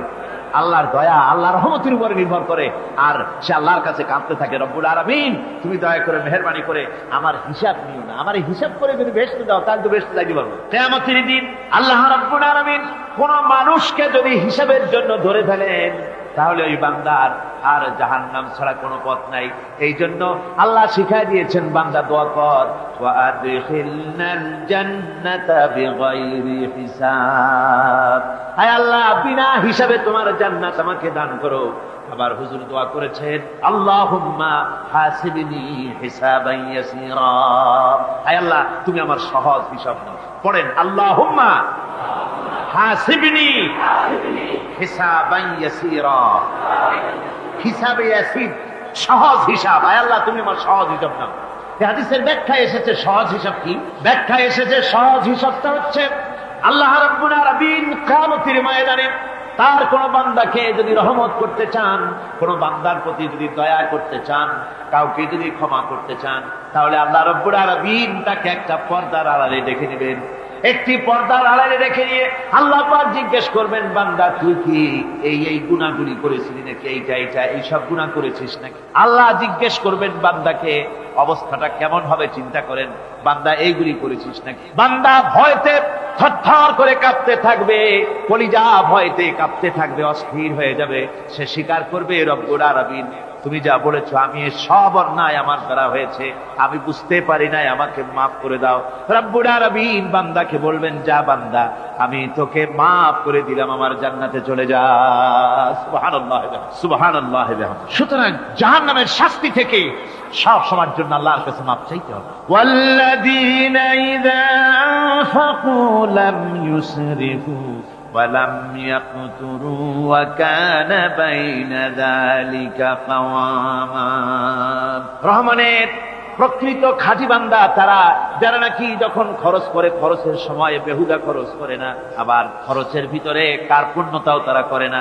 ওয়া কানা বাইনা যালিকা কাওয়ামা, এই দুইয়ের মাঝে তারা ভারসাম্য রক্ষা করে, মধ্যমনীতি অবলম্বন করে চলে। তার মানে হলো পয়সা আছে বলি এই পয়সা দিয়ে তারা মদ খায় না, জুয়া খেলে না, মিনা বাজার ইত্যাদি শয়তানি বদমাশি সিনেমা হল ইত্যাদি বানায়া পাপের বোঝা বাড়ায় না। তারা অতিরিক্ত কোনো খরচ করেন, আবার অর্থ পূজারী ব্যক্তির মতো কার্পণ্যতাও তারা করেন। দুইয়ের মাঝে তারা ভারসাম্য রক্ষা করে। এক শ্রেণীর লোক আছে মাল শুধু জমায়, খরচ করে না। কোরআন শরীফে বলা হয়েছে, আল্লাযী জামা মালান ওয়া আদ্দাদা, মাল জমা করে আর গুনতে থাকে, মাঝে মধ্যে আবার টেলিফোন করে, হ্যালো সোনালী ব্যাংকের ম্যানেজার সাহেব নাকি? বলে হ্যাঁ, দেখুন তো আমার আমলনামাটায় কত আছে এখন, হিসাব টিসাব করে আর তাড়াতাড়ি। এখন তো আমলনামা দেখতে সময় লাগে না, তাড়াতাড়ি দেখা যায়। আগে যেমন ব্যাংকে গিয়ে জানতে কেউ চাইতো যে আমার ডেবিট কত, ক্রেডিট কত, ব্যালেন্স কত ইত্যাদি জানতে চাইলে তাকে একেবারে সেই লেজার খোলা লাগে, বিরাট বিরাট বই, বড় বড় কিতাব যা গরুর গাড়ি দিয়ে টানা লাগে, এত বিশাল বিশাল বই ছিল। এখন সেগুলি সংক্ষিপ্ত হয়ে একেবারে কম্পিউটারের মধ্যে ঢুকানো হয়েছে। কম্পিউটারের ভেতরে রয়েছে একটা ছোট্ট যন্ত্র যার নাম হলো মাইক্রোচিপস, একেবারে এতটুকু ছোট্ট মাইক্রোচিপ। এই মাইক্রোচিপসের ভেতরে হাজার হাজার ক্লায়েন্টসদের ডেবিট ক্রেডিট, তাদের ট্রানজাকশন, তাদের ব্যালেন্স সবকিছু রয়ে গেছে। আপনি যখনই জিজ্ঞেস করবেন সে বাটন একটা দাবালো আর সাথে সাথে স্ক্রিনে এসে গেল আপনার নাম কি, বাপের নাম কি, দাদার নাম কি, কত টাকা জমা করছিলেন, কোন কোন তারিখে উঠাইছেন, হাতে কত নিছেন, কত 14 গোষ্ঠীর ইতিহাস একটা টাবে চলে আসে। তো আমি মানুষকে এভাবে বলি যে এই বুদ্ধিটা যিনি দিলেন, লোকেরা বলে তো কয় যে কিয়ামতের দিন আল্লাহ নাকি আমলনামা দিবে মানুষের সামনে হাজির করিয়া, ইমানদারের সামনের থেকে ডান হাতে, বেঈমানের পিছন থেকে কোন হাতে, বাঁ হাতে। এখন ওই আমলনামা সারা জীবনের যত কথা বলছি, যত কাজ করছি সবটাতে লেখা থাকবে। তাহলে সেটা তো বিশাল একটা বই হবে, তো আমরা হাতে করে ধরবই বা কেমনে, আর ওটা হবেই বা কেমনে, আর ওটা পড়বই বা কেমনে? এখন তো বুঝতে সহজ হয়েছে, কেমনে পড়বেন। মানুষের মাথায় যদি এই বুদ্ধি আসে, একটা ছোট্ট মাইক্রোচিপসের ভেতরে যদি হাজার হাজার ক্লায়েন্টদের কোটি কোটি শত শত সহস্র কোটি একটা মাইক্রোচিপসের ভিতরে ঢুকানো যায়, তাহলে এই বুদ্ধি যিনি দিলেন তিনি বুঝি এর চাইতেও ছোট্ট বইয়ের মধ্যে আপনারা আমলনামা উঠিয়ে দিতে পারবেন না নাকি? যারা বলেন পারবে কিনা? নিশ্চয়ই পারবেন, হাজার বার পারবেন বন্ধুগণ। সুতরাং এরা মাল জমা করে আর গনে, জিজ্ঞেস করে ম্যানেজার সাহেব কত হয়েছে, বলে যে এত লক্ষ এত। তখন আবার চিন্তা হয় যে আরো কত টাকা জমাইতে পারলে কোটি হয়, তারপরে আরো 200 কোটি হয়, এভাবে তারা জমাইতে থাকে, খরচ করেন। তো এ ব্যাপারে সন্তানের জন্য, সন্তানদের জন্য খরচ যেটা লাগে সেটা স্ত্রী পুত্র সন্তান আত্মীয় স্বজন যে আছে যা তাদের জন্য যে পরিমাণ খরচ করা লাগে তা যদি না করে তাহলে এটা হচ্ছে বখিলি। আর খরচ করতে গিয়ে যদি বেশি করে তাহলে সেটা হচ্ছে বেহুদা খরচ। এখন এই বেহুদা খরচ থেকে আমাদেরকে বাঁচতে বলা হয়েছে। বিষয়টা হচ্ছে নিজের আত্মীয় স্বজন সন্তান সন্ততির জন্য খরচ করতে হবে যা লাগে তাই। আর আল্লাহ রাস্তায় যখন দেওয়ার কথা আসে তখন প্রাণ খুলে দান করতে হবে। দেখেন লোকেরা যখন আল্লাহ রাস্তায় দান করতে বলা হয় পকেটের মধ্যে হাত দিয়ে তারপর আঙ্গুল অনেক সময় কষাকষি করে। একজনে জিজ্ঞেস করলাম, মিয়া পয়সা দিবাতে এত পকেটে হাত রাখিয়া বাইরে করো না মোটে? কয় যে ঘষে দেখতেছি শিখি না 10 পাই। তাহলে এইভাবে আল্লাহ রাস্তায় দেওয়ার সময় এই যে কার্পণ্যতা, এই কার্পণ্যতা মানুষকে তাকে শেষ করে দেয়, তার ঈমানকে নষ্ট করে দেয়। আর পয়সা আছে বলে বেশি খরচ করতে হবে, যেমন বিবাহে লোকেরা খরচ করে আমাদের দেশে। কোরবানি করতে গিয়ে খরচ করে। হ্যাঁ, কোরবানি করবেন আপনি, ভালো একটা কোরবানি করবেন, আপনার পয়সা যেমন আছেন তেমন। কিন্তু 50,000 টাকা দাম দিয়ে একটা গরু কিনা সেই গরুর গলায় মালা দিয়া এরপরে সারা শহরে প্রদর্শনী করতে হবে, এর কোনো যুক্তি নেই। আছে কোনো যুক্তি? যদি তা হয় তাহলে ওই গরু যিনি কেনেন তারও গলায় মালাই দিয়ে দুজনে একসাথেই ঘুরানো দরকার, বুঝলেন? আমার বন্ধুগণ, আপনি কোরবানি করবেন, কোরবানি আপনার 10,000 টাকায় হয়ে যেতে পারে, 15,000 টাকায় হয়ে যেতে পারে। বাকি টাকাগুলি আল্লাহর রাস্তায় খয়রাত করে দেন। কত গরিব আত্মীয় আছে তাদের দিয়ে দেন। 50,000 টাকা দিয়ে বিরাট বাজারের সেরা গরু খরিদ করে কোরবানি দিচ্ছেন। অর্থটা কি? মানুষকে দেখাচ্ছেন আল্লাহর দরবারের গোশত যাবে না, চামড়া যাবে না, রক্ত যাবে না, যাবে আপনার নিয়ত। কি যাবে? নিয়ত। সুতরাং আল্লাহর রাস্তায় যখন খরচ করবেন সেই খরচ করার ব্যাপারে তখনও নিয়তটা দেখতে হবে। হালাল পথে খরচ করতে গেলেও নিয়তটা দেখতে হবে, এবং তখনও বেহুদা খরচ করা যাবে না। বিবাহে যেভাবে খরচ আজকাল করে মানুষেরা, হুজুর সাল্লাল্লাহু আলাইহি ওয়াসাল্লাম বলেছেন যে বিবাহে যত খরচ কম সেই বিবাহ তত বরকতপূর্ণ। আর আমরা মনে করি বিবাহে যত বেশি খরচ বাড়ানো যায় ততই এটা বেশি শানদার হবে। উল্টা চিন্তা করি। আল্লাহ রাব্বুল আলামিন এরপরে বলছেন, والذين لا يدعون مع الله إلها آخر ولا يقتلون النفس التي حرم الله إلا بالحق ولا يزنون ومن يفعل ذلك يلقى أثاما। আর রহমানের খাঁটি বান্দা যারা, তাদের 5 নম্বরের বৈশিষ্ট্য হচ্ছে যে তারা আল্লাহর সাথে, আল্লাহকে বাদ দিয়ে অন্য কাউকে ইলাহা বলে, মাবুদ বলে ডাকে না। এই ব্যাপারেও ব্যাখ্যা আমরা এই মাহফিলে দিয়েছি, মনে আছেন আপনাদের? আল্লাহ ছাড়া অন্য কাউকে ইলাহা বলে ডাকা যাবে না। ওয়ালা ইয়াকতুলুনা আন-নাফসাল্লাতী হারামাল্লাহু ইল্লা বিল হক। আর আল্লাহ যে সমস্ত প্রাণকে, আর ওই লোকেরা যারা নাকি আল্লাহ ছাড়া, ইমাম রহমানের বান্দা যারা, তারা একদিকে তো আল্লাহ ছাড়া অন্য কাউকে ডাকে না, মাবুদ বলে স্বীকার করে না, অন্যদিকে আল্লাহর হারাম করা প্রাণগুলিকে তারা ধ্বংস করে না। অর্থাৎ আল্লাহ যাদেরকে হত্যা করতে নিষেধ করেছেন, প্রাণীদেরকে হত্যা করতে, মানুষ হত্যা করতে নিষেধ করেছেন, আল্লাহর নিষেধ, আল্লাহ যেগুলি জায়েজ করেছেন সেগুলি বাদ দিয়ে হত্যা করা, এগুলি তারা করে না। ওয়ালা ইয়াজনুন, আর তারা জেনা ব্যভিচারেও লিপ্ত হয় না। এটা হচ্ছে যে এই সমস্ত লোকগুলি তারা গুনাহ থেকে মুক্ত থাকতে চেষ্টা করে। তারা আল্লাহ ছাড়া আর কাউকে রব বলে ডাকে না, ইলাহ বলে ডাকে না, মাবুদ বলে ডাকে না। হযরত ইবনে মাসউদ রাদিয়াল্লাহু তাআলা আনহু বলেছেন, তিনি রাসূল পাক সাল্লাল্লাহু আলাইহি ওয়াসাল্লামের কাছে জিজ্ঞেস করেছিলেন, হে রাসূল, সবচাইতে বড় গুনাহ কি? হুজুর বলেছেন সবচাইতে বড় গুনাহ 3টা। সবচেয়ে বড় গুনাহটা কয়টা? রাসূল পাক সাল্লাল্লাহু আলাইহি ওয়াসাল্লাম বলেছেন সবচাইতে বড় গুনাহ হচ্ছে 3টি। একটি হচ্ছে তুমি যদি কাউকে আল্লাহর সমতুল্য প্রতিদ্বন্দ্বী বানিয়ে যদি তার কাছে কিছু চাও, তাহলে এটা সবচেয়ে বড় গুনাহ। সন্তান দিতে পারেন আল্লাহ, তোমাকে রোগ মুক্ত করতে পারেন আল্লাহ, আল্লাহ যা করতে পারেন এই সব বিষয়গুলি যদি মানুষের কাছে চাও, তাহলে তুমি আল্লাহর জায়গায় তাকে বসালে, এটা সবচেয়ে বড় গুনাহ। আর 2 নম্বরের গুনাহ হচ্ছে নিজের সন্তান তোমার খাবার খাবে, তোমার খাবারে সন্তান ভাগ বসাবে, এই ভয়তে সন্তানকে হত্যা করা, এটাও বিরাট পাপ। আর 3 নম্বরে হচ্ছে প্রতিবেশীর স্ত্রীর সঙ্গে জেনা করা, এটা হলো আরেকটি। মোট 3টি গুনাহ বলেছেন রাসূলুল্লাহ, সবচাইতে মারাত্মক গুনাহ। তার মধ্যে এই গুনাহগুলি তো আমাদের সমাজে চালু আছে। একদিকে সমাজের ভেতরে রয়েছে আল্লাহ ছাড়া মানুষের কাছে, মাজারের কাছে গিয়া, কবরের কাছে গিয়া, কবরওয়ালার কাছে চাওয়ার এই রেওয়াজ চালু আছে। এই রেওয়াজ কি চট্টগ্রামে কমেছে না বেড়েছে? কমেছে। জোরে কোন আলহামদুলিল্লাহ। কমে গিয়েছে, আগের তুলনায় বহুত কমেছে।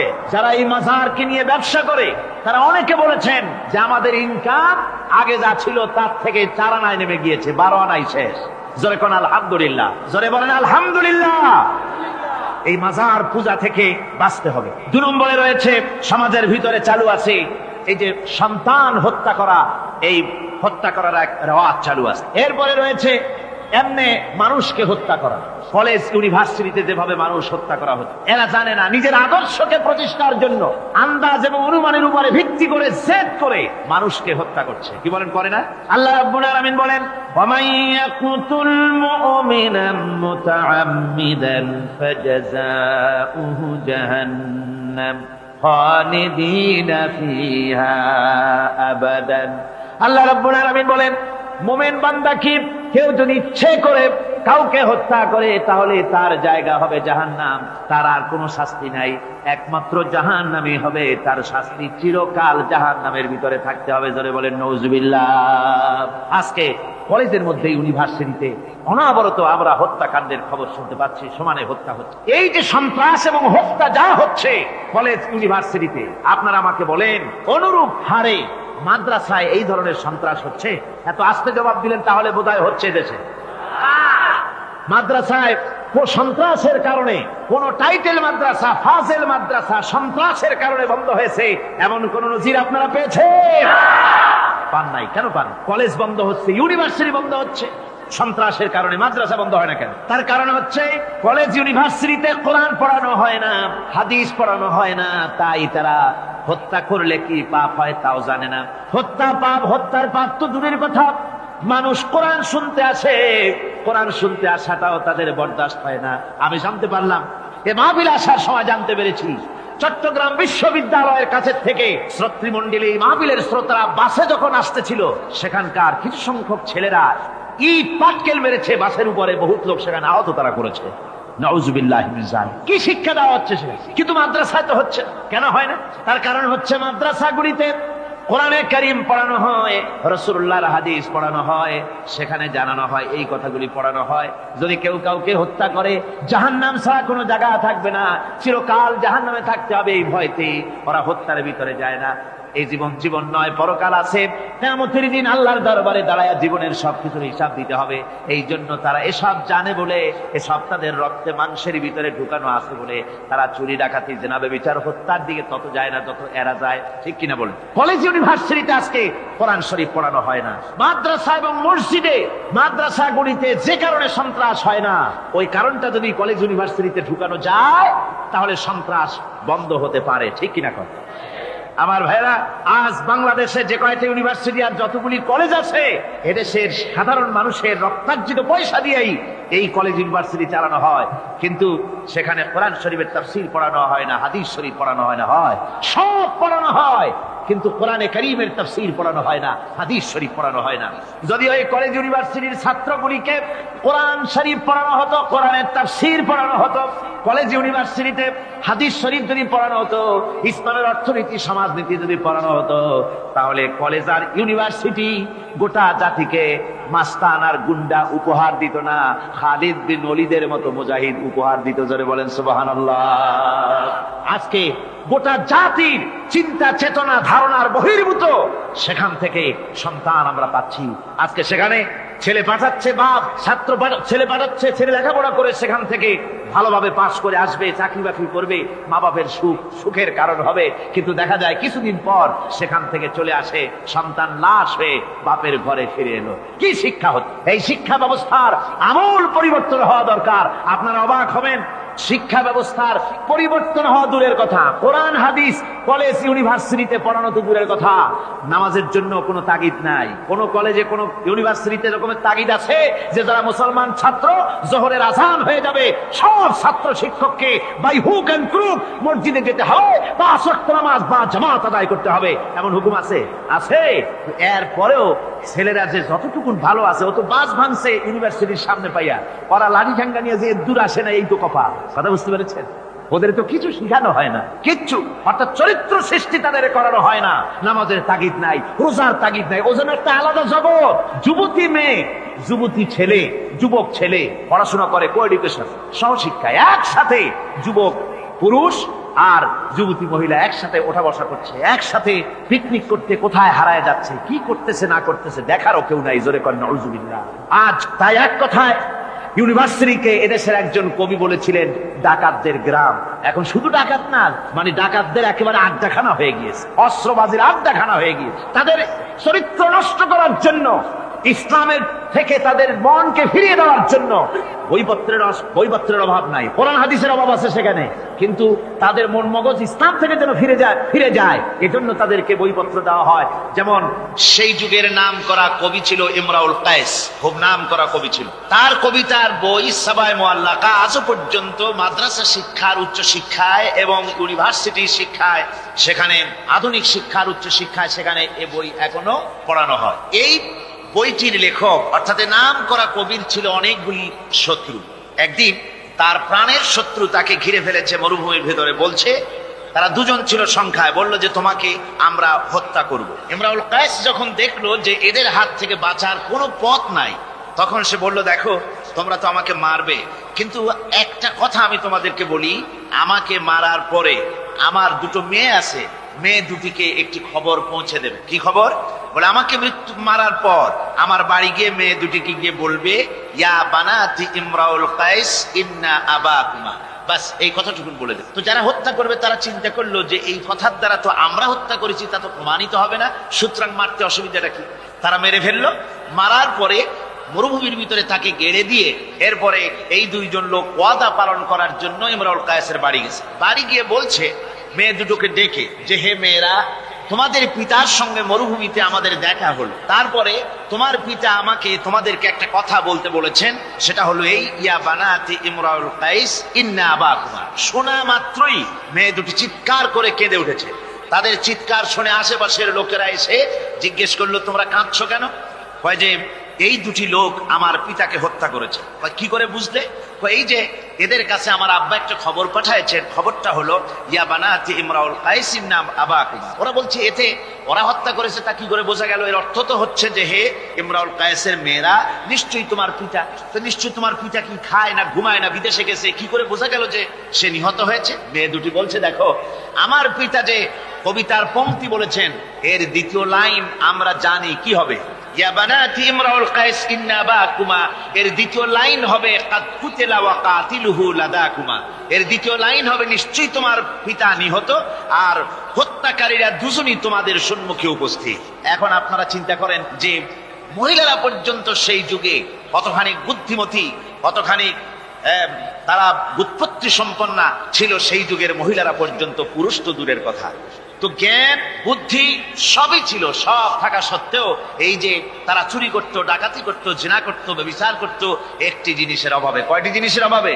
সেই জিনিসটা হচ্ছে ওদের কাছে ওহির জ্ঞান ছিল না। ওহির জ্ঞান না থাকার কারণে ওদের এই চরম দুরবস্থা হয়েছিল। আর রাসূল পাক সাল্লাল্লাহু আলাইহি ওয়াসাল্লাম ওহির জ্ঞান দিয়ে ওই জাতিকে গোটা পৃথিবীর মধ্যে শ্রেষ্ঠ জাতিতে পরিণত করে দিয়েছিলেন।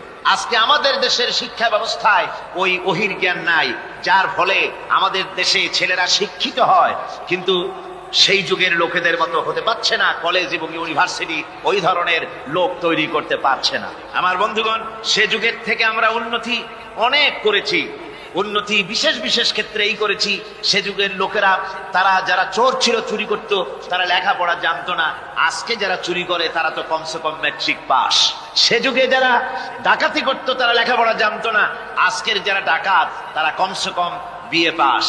আগের যুগে, সেই যুগে যারা নাকি মানুষ হত্যা করত তারা লেখাপড়া জানতো না, আর আজকে যারা মানুষ হত্যা করে তারা রীতিমতো শিক্ষা গ্রহণ করে কোথায় কেমনে আঘাত দিলে তাড়াতাড়ি মরে এটা জেনে শুনে ট্রেনিং নিয়ে তারপরে মানুষকে হত্যা করে। অগ্রগতি উন্নতি এতটুকু হয়েছে, কিন্তু মৌলিক মানবীয় গুণাবলী সৃষ্টি করার জন্য কোরআনের অবদানের কোনো বিকল্প নাই। জোরে কোন সুবহানাল্লাহ। আমি গত 4 দিন আপনাদের সামনে কোন সূরা আলোচনা করেছি?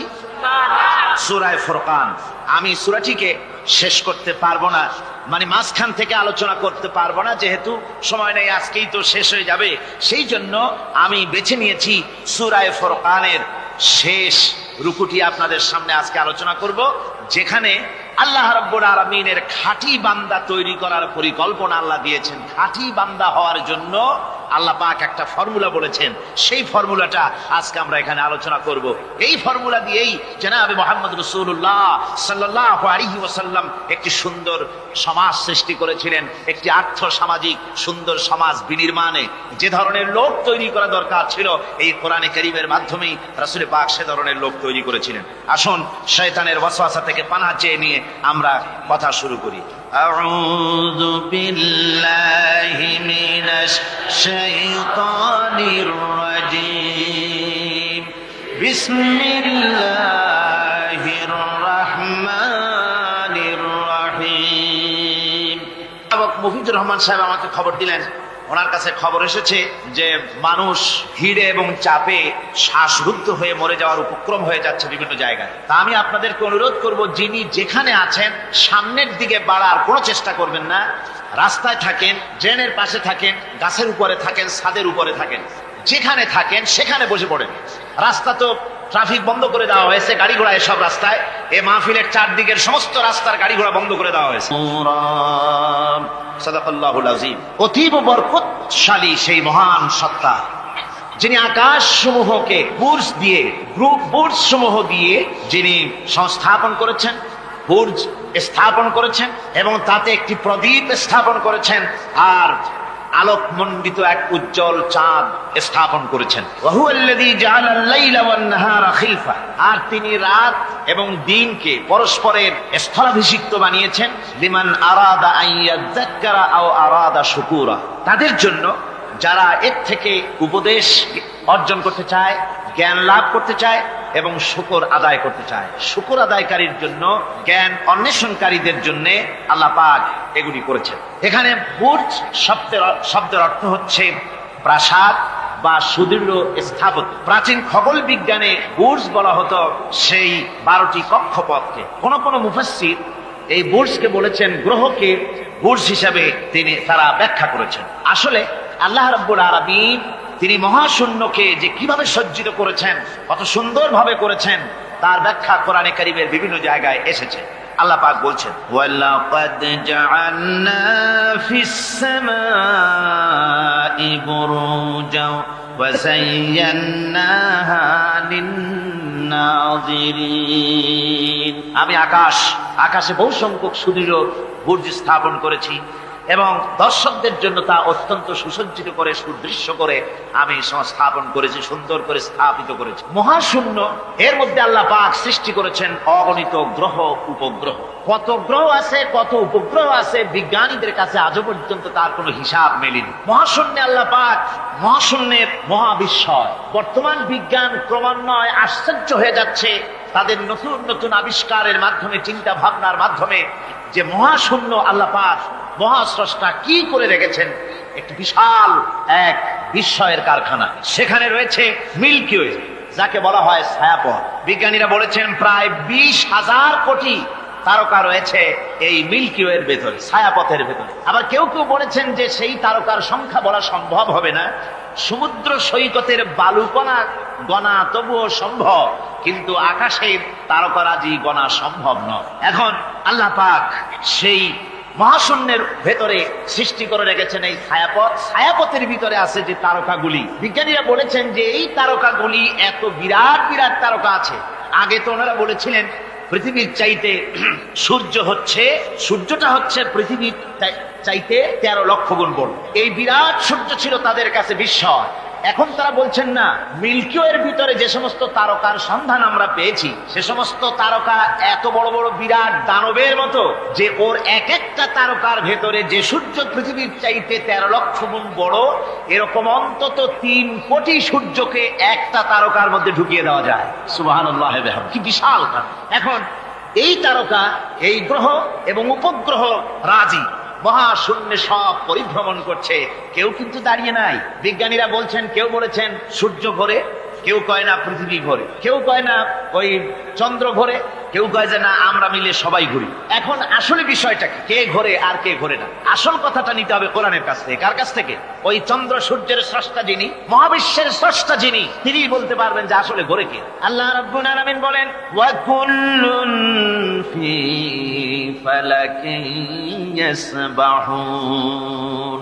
মহাশূন্যের উপরে যা কিছু আছে সব সন্তরণশীল, সব গতিশীল, কেউ দাঁড়িয়ে নাই, সব সাঁতার কাটতেছে, সব ছোটাছুটি করছে। ছোটাছুটি করছে, তা আবার এত দ্রুত গতি, এক একটা যে গতির কথা আমরা চিন্তা করতে পারবো না। ভীষণ তীর্যক গতিতে সব ছুটছে তো ছুটছে, কিন্তু ওখানে আবার কোনো ট্রাফিক পুলিশ নাই। আছে নাকি ট্রাফিক পুলিশ? আমাদের দেশে রাস্তাঘাটে কত ট্রাফিক পুলিশ আর কত ট্রাফিক সিগন্যাল লাইট। একদিকে ট্রাফিক পুলিশের হাতছানি, আর একদিকে ট্রাফিক লাইটের চোখ রাঙানি। এরপরেও অ্যাক্সিডেন্টের অভাব নাই, ঠিক কিনা কর? বেচারা বেবি ট্যাক্সি গরিব মানুষ রাস্তার এক পাশ দিয়ে যায়, আর ওই দত্তের মতো ট্রাক এসে এক ধাক্কা মারে, গরিব বেচারা বেবি ট্যাক্সি 3 ঠ্যাং উপরের দিকে দিয়ে রাস্তার পাশে বসে আল্লাহ আল্লাহ করে। আমাদের ট্রেন লাইনে অ্যাক্সিডেন্ট, ওই গাড়ির লাইনে অ্যাক্সিডেন্ট, এত কিছু থাকা সত্ত্বেও কিন্তু ওই মহাশূন্যে কোনো সিগন্যাল লাইট নাই, কোনো ট্রাফিক পুলিশ নাই। এই বিশাল চাঁদ, এই বিশাল সূর্য, এবং সূর্যকে গিলে খেতে পারে, কোটি কোটি সূর্য গিলে খেতে পারে এমন তারকা, অথচ অ্যাক্সিডেন্ট নেই। আছে অ্যাক্সিডেন্ট? আল্লাহ রাব্বুল আলামিন এখানে মহাশক্তিশালী অদৃশ্য সীমারেখা সৃষ্টি করেছেন। কোরআনে কারীমে রাব্বুল আলামিন বলেন, লাশ-শামসু ইয়ানবাগি লাহা আন তুদরিকাল কামারা ওয়ালাল লাইলু সাবিকুন নাহার ওয়া কুল্লুন ফি ফালাকিন ইয়াসবাহুন। প্রবল জ্ঞানী হইবে যাহারা, আপন মনেতে বুঝিবে তাহারা। রাত্রি পারে না আগে যাইবার, দিনের স্থান করি অধিকার। চন্দ্র বাঁধে না সূর্যের গায়েতে, সূর্য পারে না চন্দ্রকে ধরিতে। যার যে স্থান বহল রাখিয়া ভ্রমণ করিছে খোদাকে ডরিয়া। সুবহানাল্লাহ বিহামদিহি। ইলা আজালিন মুসাম্মা, একটা নির্দিষ্ট সময় সীমা পর্যন্ত আপন আপন কক্ষপথে সব ছুটবে আর ছুটবে, কারো সঙ্গে কারো সংঘর্ষ হবে না। যেরকম সুবহানাল্লাহ। এরপরে ওই মহাশূন্যে অসংখ্য তারকারাজি আল্লাহ সৃষ্টি করে রেখেছেন। এত সুন্দর সুন্দর তারকা আল্লাহ বানিয়েছেন। আল্লাহ রাব্বুল আলামিন বলেন, ওয়ালাকাদ যায়্যানাস সামাআদ দুনিয়া বিমাসাবিহা ওয়াজআলনাহা রুজুমান লিশ-শায়াতিন। এই দুনিয়ার আকাশখানিকে তারকা প্রদীপ দিয়া সাজায় রেখেছি মনের মতন। দেখো তুমি তাকাইয়া, কি সুন্দর করে তারকাগুলি বানিয়ে রাখলাম, তাকিয়ে দেখো। বিজ্ঞানীরা বলেছেন এমন এমন অনেক তারকা আছে যা আমরা চোখে দেখি না, খালি চোখে ধরা পড়ে না। ওই তারকা এত ঊর্ধ্বে, ওই তারকা যেদিন তৈরি করা হয়েছে সেদিন থেকে নিয়ে আজ পর্যন্ত ওই তারকাগুলির আলো পৃথিবীর মাটি স্পর্শ করে নাই। সুবহানাল্লাহ। অথচ আলোর গতি হচ্ছে প্রতি সেকেন্ডে 1,86,000 মাইল। এই এক সেকেন্ড, আপনার একে বলা হয় লাইট ইয়ার, আলোকবর্ষ। এই হিসাবের সেকেন্ড, এই হিসাবের মিনিট, এই হিসাবের সপ্তাহ, মাস এবং বর্ষ। এরকম অসংখ্য লাইট ইয়ার, আলোকবর্ষ চলে গিয়েছে, আজও পর্যন্ত সেই তারকার আলো পৃথিবীর মাটি স্পর্শ করে নাই। তাহলে সেই তারকা কোথায়? সুবহানাল্লাহ পড়ে। যারা একটু আল্লাহরে গাল দিতে পারে, একটু আল্লাহ এবং ইসলামকে অস্বীকার করতে পারে, তারা আবার হিরো হয়ে যায়। দেখছেন না অবস্থা? হিরো হয়ে যায়। ওরা বলে আল্লাহ নাই, আকাশ থেকে বলে যে মহাকাশ, আসলে তো মহাকাশ না, ওটা অনেক দূরে, তাই নীলা নীলা দেখা যায়, অন্ধকার অন্ধকার, ওরকম নীল রঙের দেখা যায়, আসলে আকাশ বলতেও কিছু নাই। এরপরে ইউরি গ্যাগারিন, যিনি প্রথম মহাশূন্য পরিভ্রমণ করেছিলেন, তিনি মহাশূন্য পরিভ্রমণ করে ফিরে এসে বলেছিলেন, মহাশূন্য পরিভ্রমণ করে ফিরে এলাম। মুসলমানেরা যাকে আল্লাহ বলে, খ্রিস্টানেরা যাকে গড বলে, আল্লাহ আর খ্রিস্টান সেই গডের অস্তিত্ব লক্ষ লক্ষ মাইলের কোথাও দেখি নাই, পাই নাই। আমি বলি বেকুব, আল্লাহরে তুমি দেখবা, তুমি তো তোমার নিজের শরীরও দেখো না। তোমার মাথাটার পেছনটা দেখতে কেমন, তোমার পিঠটা দেখতে কেমন, তোমার বডির একদম পেছনের অংশটা দেখতে কেমন, তাকে জিন্দিগিতে আয়না ছাড়া দেখতে পেরেছো কোনোদিন? নিজের শরীরে দেখতে পাও না, আর শরীরের স্রষ্টা মহান আল্লাহকে দেখতে চাও, দারুণ দুঃসাহস পোষণ করতেছ। আল্লাহ পাকের ওই মহান সৃষ্টি, এই বিশাল সৃষ্টির তুলনায় আমাদের অবস্থান কোথায়? আমাদের অবস্থান হচ্ছে মহাসমুদ্রের ভিতরে কাগজ দিয়ে নৌকা বানায়া যদি ছেড়ে দেওয়া যায়, তো মহাসমুদ্রে কাগজের নৌকাটার যে অবস্থা, এই আল্লাহর মহাবিশ্বে মহাশূন্যের ভেতরে স্পেস, মহাশূন্য আল্লাহর মহাসৃষ্টি, এর ভেতরে আমাদের অবস্থানও আটলান্টিক মহাসাগরে কাগজের নৌকাটা যেমন, আমাদের পৃথিবীর অবস্থাটা তেমন। সুবহানাল্লাহ। আল্লাহ কত বিরাট! সুবহানাল্লাহ। আমার বন্ধুগণ, আল্লাহ পাক বলছেন যে এইভাবে করে আমি চন্দ্র সৃষ্টি করেছি এবং সূর্য সৃষ্টি করেছি। ওয়াজআলা ফিহা সিরাজাম ওয়া কামারাম মুনীরা, সেখানে একটা প্রদীপ আমি জ্বালিয়েছি, সেই প্রদীপটা হচ্ছে সূর্য। এই সূর্যটা হচ্ছে বিশাল, যা পৃথিবী থেকে 9,30,00,000 মাইল দূরে যে সূর্য অবস্থান করছে, এত দূরে থাকা সত্ত্বেও এই সূর্যের দিকে মানুষ খালি চোখে তাকাতে পারে না, এত উত্তপ্ত। সূরা নাবার মধ্যে আল্লাহ বলেছেন এটাকে ওয়াজআলনা সিরাজাও ওয়াহাজা, উত্তপ্ত, অতি উজ্জ্বল, অতি উত্তপ্ত প্রদীপ এই সূর্যটাকে আল্লাহ বলেছেন। তার তাপ এত বেশি যে পৃথিবীর কোন কোন জায়গায় সূর্যের তাপ 140 ডিগ্রি ফারেনহাইট পর্যন্ত উঠে যায়, এত তাপ হয়। তো এই সূর্যের দিকে মানুষ যদি খালি চোখে তাকায় তাহলে তার চোখের দৃষ্টি শক্তি বিনষ্ট হয়ে যাওয়ার সম্ভাবনা থাকে। এই সূর্য দিয়ে আল্লাহ পাক ফসল পাকান, এই সূর্য দিয়ে জীবকুলের প্রাণ শক্তির সঞ্চার করেন আল্লাহ পাক। এই সূর্য, বিজ্ঞানীরা বলেছেন, একটা বই আছে, লেখকের নাম আমার মনে নাই, man does not stand alone. এই বইয়ের ভিতরে এই বিজ্ঞানী লিখেছেন, আল্লাহর সৃষ্টি রহস্য সম্পর্কে লিখেছেন যে সূর্য যেখানে এখন আছে, স্রষ্টা নিশ্চয়ই একজন আছেন, তিনি বলছেন যে সূর্য যেখানে আছে ওখান থেকে যদি কিছু নিচে নেমে আসতো সূর্য, তাহলে গোটা পৃথিবী পুড়ে ছাই হয়ে যেত। আর যেখানে আছে ওখান থেকে যদি কিছু উপরে উঠে যেত, গোটা পৃথিবী হিম শীতলতায় গোটা পৃথিবী ফ্রিজ হয়ে যেত। অথচ একটা মাপা একটা জায়গায় আল্লাহ পাক এই সূর্যকে রেখেছেন, সুবহানাল্লাহ পড়ে। আবার চন্দ্রকেও এমন একটা মেজারমেন্ট করা জায়গায় আল্লাহ রেখেছেন, এই চন্দ্র যদি উপরে উঠে যেত, যেখানে আছে সেখান থেকে গোটা পৃথিবীটা মরুভূমি হয়ে যেত। আর যেখানে আছে সেখান থেকে যদি নিচে নেমে আসতো কিছুটা, তাহলে গোটা পৃথিবী বন্যায় প্লাবনে গোটা পৃথিবী ভেসে চলে যেত। সুবহানাল্লাহ ওয়া বিহামদিহি। এই চন্দ্রকে আল্লাহ পাক এভাবে রেখেছেন, সূর্যকে এভাবে রেখেছেন। আবার এই সূর্যের রয়েছে অতি বেগুনি রশ্মি, সেই অতি বেগুনি রশ্মি যেন এমন একটা পাওয়ার আছে সূর্যের, যে সূর্যের তাপ যদি পৃথিবীর মানুষ গায়ে লাগে, ওই রশ্মিটা যদি লাগে, সৃষ্টি জগতের ক্যান্সার হবে, সৃষ্টি জগৎ মরে যাবে, বাঁচতে পারবে না, অসুখ করবে। সেজন্য ওজোন স্তর একটা আল্লাহ বানিয়ে রেখেছেন, ওজোন একটা স্তর, যেটাকে বিজ্ঞানীরা এখন বলছেন গ্রিন হাউস এফেক্ট। এই ওজোন স্তরে ফাটল ধরেছে, বিজ্ঞানীরা লক্ষ্য করেছেন ওজোন স্তরে ফাটল ধরে সূর্যের সেই ক্ষতিকারক পাওয়ারটা পৃথিবীর মাটির কাছে চলে আসতেছে। এখন এটাকে ঠেকাবার ব্যবস্থা করা হচ্ছে। আমার বন্ধুগণ, এটা কেন হচ্ছে?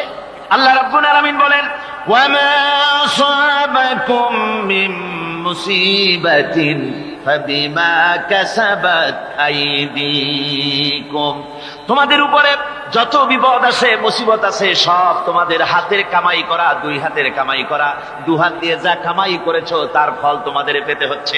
গ্রিন হাউস এফেক্ট কেন হলো? কারণ হচ্ছে আমাদের গাড়ি থেকে যে কার্বন ডাই অক্সাইড, কালো ধোঁয়া আমরা বের করি, আমাদের মিল কলকারখানা থেকে যে চিমনি থেকে কালো ধোঁয়া বের হয়, এগুলিকে শোষণ করার জন্য, এগুলিকে নষ্ট করার জন্য হলো গাছ। গাছ হলে মানুষের বন্ধু। আমরা জনমের মতো গাছ কাটি, লাগাই না। এভাবে করে প্রকৃতির ভারসাম্য আমরা নষ্ট করেছি। আমরা প্রকৃতির ভারসাম্য নষ্ট করবার জন্য ইচ্ছে করে দেশের পাহাড়গুলিকে ধ্বংস করছি। অথচ আল্লাহ পাক বলেছেন, এই পাহাড় পৃথিবীর ভারসাম্য রক্ষার জন্য, প্রকৃতির ভারসাম্যকে রক্ষা করার জন্য আমি পাহাড় সৃষ্টি করেছি। জোরে বলেন সুবহানাল্লাহ। মানুষ এভাবে নিজের সর্বনাশ নিজেই করতেছে। আল্লাহ পাক বলছেন, এভাবে করে আমি সবকিছুকে একটা সুন্দর পদ্ধতি দিয়ে সৃষ্টি করেছি। আর ওই যে আলোকমণ্ডিত চাঁদ, ওই চাঁদ সম্পর্কে প্রশ্ন তুলেছে কাফেরেরা, যে চাঁদটা কি? ওয়ায়াসআলুনাকা আনিল আহিল্লাম কুল হিয়া মাওয়াকিতু লিন্নাস। আল্লাহ রাব্বুল আলামিন বলেন, নবী আপনাকে প্রশ্ন করা হয় চাঁদের ক্রমবর্ধমান এবং ক্রমহ্রাস সম্পর্কে, যেটা কি আপনি তাদেরকে বলে দেন। আমি এই চাঁদকে একটা প্রাকৃতিক ক্যালেন্ডার বানায়া, চিরস্থায়ী ক্যালেন্ডার বানিয়ে তাম পৃথিবীর মানুষের জন্য আকাশে ঝুলায় রেখেছি, মহাশূন্যে টানায় রেখেছি, যেন প্রতিদিন রাত্রি বেলায়, দিনের বেলায়, রাতের বেলায় তারা দিন রাত মাস বছর গণনা করতে পারে। এই জন্য বিনা পয়সার একটা ক্যালেন্ডার আমি ঝুলায় রাখছি। ধরে বলেন সুবহানাল্লাহ। এমনি করে চাঁদ এবং সূর্যকে আমি সৃষ্টি করে দিই। আল্লাহ পাক বলেন, وهو الذي جعل الليل والنهار خلفة لمن أراد أن يذكر أو أراد شكورا। আর আমি দিন এবং রাতকে একে পরস্পরের স্থলাভিষিক্ত বানিয়েছি, যারা শুকর আদায় করবে আর যারা এর দ্বারা জ্ঞান অর্জন করবে তাদের জন্য। অর্থাৎ তারা এগুলি দেখে মনে করবে যে এগুলি খালি খালি না। এই যে রাত আসতেছে, দিন আসতেছে, দিন এবং রাত্রের এই যে পরিবর্তনটা, এর মধ্যে রয়েছে নিদর্শন। সূরা আলে ইমরানের মধ্যে আল্লাহ পাক বলেন, ইন্না ফি খালকিস সামাওয়াতি ওয়াল আরদি ওয়াখতিলাফিল লাইলি ওয়ান নাহার লাআয়াতিন লিউলিল আলবাব। যারা নিশ্চয়ই আমার এই সৃষ্টি রহস্য সম্পর্কে, দিন এবং রাতের পরিবর্তনের ব্যাপারে যারা চিন্তা করে, গবেষণা করে, তাদের জন্য আমি অনেক কিছু চিন্তার বিষয়ের মধ্যে রেখে দিয়েছি। তারা এসব আমার সৃষ্টি নৈপুণ্যতা দেখে তারপরে তারা হতবাক, বিস্ময় বিমুখ হয়ে তারা বলে, এগুলি দেখে আর বলে, আল্লাযীনা ইয়াযকুরুনাল্লাহা কিয়ামান ওয়া কুউদান ওয়া আলা জুনুবিহিম ওয়া ইয়াতাফাক্কারুনা ফী খালকিস সামাওয়াতি ওয়াল আরদ। তারা বসা অবস্থায়, দাঁড়ানো অবস্থায় আমার প্রশংসা করে আর বলে, রব্বানা মা খালাকতা হাযা বাতিলান সুবহানাকা ফাকিনা আযাবান নার। আয় আল্লাহ পাক, তুমি কোনো কিছু খেল তামাশার বিষয়বস্তু করে তৈরি করো নাই, অতএব জাহান্নামের শাস্তি থেকে তুমি আমাকে রক্ষা করো। আল্লাহর নবী বলেছেন, আল্লাহর সৃষ্টি নৈপুণ্যতা সম্পর্কে যদি কোনো বান্দা 1 ঘন্টা চিন্তা করে, 1 ঘন্টা যদি গবেষণা করে, চিন্তা করে, রব্বুল আলামিন তার আমলনামায় 60 বছরের নফল ইবাদতের সওয়াব লিখে দেন। জোরে বলেন সুবহানাল্লাহ। আল্লাহ পাক এই সমস্ত কথা বলে এখন ওই ফর্মুলা বলতেছেন যে আসলে আমার বান্দা হওয়ার জন্য, খাঁটি বান্দা হওয়ার জন্য তার কয়েকটি বৈশিষ্ট্য থাকতে হবে। আল্লাহ পাক এখানে 8টি বৈশিষ্ট্য বর্ণনা করেছেন। আল্লাহর খাঁটি বান্দা হওয়ার জন্য বৈশিষ্ট্য কয়টা লাগবে? 8টি। বেহেশত কয়টা? বেহেশত কয়টি? আল্লাহ পাক বৈশিষ্ট্য বানিয়েছেন 8টি। এখানে 8টি বৈশিষ্ট্যের কথা বলা হয়েছে। মহান আল্লাহ রাব্বুল আলামিন বলেন, ওয়াইবাদুর রাহমানিল্লাযীনা ইয়ামশুনা আলাল আরদি হাওনান ওয়া ইযা খাতাবাহুমুল জাহিলুন ক্বালু সালামা। রহমানের খাঁটি বান্দা তারা, রহমানের আসল বান্দা তারা, যারা নাকি জমিনের উপর থেকে যখন হাঁটে খুব বিনয় বিনম্রতার সাথে তারা চলে। ওয়াইদা খাতাবাহুমুল জাহিলুন, আর যখন জাহিলরা তাদের সঙ্গে কথাবার্তা বলতে আসে তখন তারা তাদেরকে বলে, তোমাদের প্রতি সালাম, এই বলে তারা চলে। অর্থাৎ এই 8টি বৈশিষ্ট্যের প্রথম বৈশিষ্ট্য ধরা হয়েছে চালচলনকে। ইমানদার খাঁটি বান্দা যারা, তাদের চাল চলন সম্পর্কে প্রথম বৈশিষ্ট্য ধরা হয়েছে। তার মানে হচ্ছে নির্লজ্জ, স্বৈরাচার, মাস্তান, গুন্ডা, বদমাশ, অত্যাচারী, এদের চাল চলন এক ধরনের। আবার অন্যদিকে ব্যক্তিত্ব সম্পন্ন, মর্যাদাবান, এরপরে শিক্ষিত, ভদ্র, মার্জিত, তাদের চালচলন ভিন্ন ধরনের। এই 2 শ্রেণীর চালচলন কি একরকম হয় নাকি? একরকম হয় না। তার কারণ হচ্ছে ব্যক্তির চালচলনের মাঝেই তার অবস্থাটা বোঝা যায় যে আসলে লোকটি কেমন। আল্লাহ রাব্বুল আলামিন এই কথার দ্বারা এটা প্রমাণ করতে চান যে মোমেন বান্দা যারা হবে, আল্লাহর খাঁটি বান্দা যারা হবে, তাদের পরিচয় দেওয়া লাগবে না। তাদের চালচলন দেখে, তাদের হাঁটা দেখে, তাদের চলা দেখে, তাদের বলা দেখে, তাদের আচরণ দেখে লোকেরা বুঝতে পারবে যে ইনি হচ্ছেন আল্লাহর একজন খাঁটি বান্দা, একজন মোমেন ব্যক্তি, একথা বুঝতে পারবে। আর সে ব্যক্তি জমিনের উপরে চলবে খুবই বিনম্র ভাবে। কোরআনে কারিমে অন্য জায়গায় আল্লাহ রাব্বুল আলামিন বলেছেন, ওয়ালা তামশি ফিল আরদি মারহান ইন্নাকা লান তাখরিকাল আরদা ওয়া লান তাবলুগাল জিবালা তুলা। আমার জমিনের উপরে অহংকারের পদবরে হেঁটো না, আমার জমিনের উপরে অহংকার করে জমিনের উপরে হেঁটো না। তুমি জমিনের উপরে অহংকার করে হেঁটে পদাঘাত দিয়ে আমার এই জমিনকে ফাটায় দিতে পারবে না। আর তুমি লাভ দিয়ে আমার আকাশে, আমার পাহাড়ের উচ্চতাও তুমি ছাড়িয়ে যেতে পারবে না। অহংকার করে কেউ কি পায়ের আঘাত দিয়ে জমিনটাকে ফাটায় দিতে পারে? কি বলেন, পারবে? আর অহংকার করে লাভ দিয়ে পাহাড়ের উচ্চতাও কি কেউ ছাড়িয়ে দিতে পারবে? পারবে না। সুতরাং অহংকার, মোমেন ব্যক্তি যারা, তারা অহংকার করতে পারে না। অহংকার মোমেনের স্বভাব নয়। অহংকার করতে পারে কেবলমাত্র আল্লাহ রাব্বুল আলামিন। অহংকার হচ্ছে আল্লাহ পাকের ইজাত। অহংকার কে করতে পারেন? আল্লাহ পাক করতে পারেন। মানুষের অহংকার শোভা পায় না। মানুষ, তোমার আবার অহংকার কিসের? 1 ফোঁটা নাপাক পানি দিয়ে যার জন্মের উৎস, এমন নাপাক পানি যা শরীর থেকে নির্গত হলে পরে গোসল করা ফরজ হয়ে যায়, এমন 1 ফোঁটা নাপাক পানি যার জন্মের উৎস, তার অহংকার করবেন আল্লাহ রাব্বুল আলামিন। হাদিসে কুদসির ভিতরে এসেছে, আল্লাহ পাক বলেছেন, যে ব্যক্তি অহংকার করে সেজন্য আমার চাদর নিয়ে টানাটানি করে। জোরে কোন নাউযুবিল্লাহি মিন যালিক। সুতরাং মোমেন বান্দা যিনি হবেন, আল্লাহর খাঁটি বান্দা, রহমানের খাঁটি বান্দা, সে ব্যক্তি কখনো জমিনের উপর অহংকারের সাথে চলাফেরা করবে না, বরং তার চাল চলন হবে অত্যন্ত বিনম্র। আর কি, আর হলো জাহিলদের সঙ্গে সে কোনো বিতর্কে লিপ্ত হবে না। জাহিলরা গালাগালি দেবে, গালাগালির জবাবে সে গালাগালি দেবে না। জাহিলরা অত্যাচার করবে, অত্যাচারের জবাবে সে অত্যাচার করবে না, বরং তাদেরকে দেখলে, তারা অত্যাচার করতে আসলে, তারা গালাগালি দিলে তাদের জবাবে ইদফা বিল্লাতি হিয়া আহসান, তাদের জবাবে তাদেরকে সালাম দিয়ে সেখান থেকে তারা কেটে পড়বে। সূরা কাসাসের এই আয়াত অন্য জায়গায় আল্লাহ রাব্বুল আলামিন একথা আবার এভাবে বলতেছেন, وَإِذَا سَمِعُوا اللَّغْوَ أَعْرَضُوا عَنْهُ وَقَالُوا لَنَا أَعْمَالُنَا وَلَكُمْ أَعْمَالُكُمْ سَلَامٌ عَلَيْكُمْ لا نبتغي الجاهلين।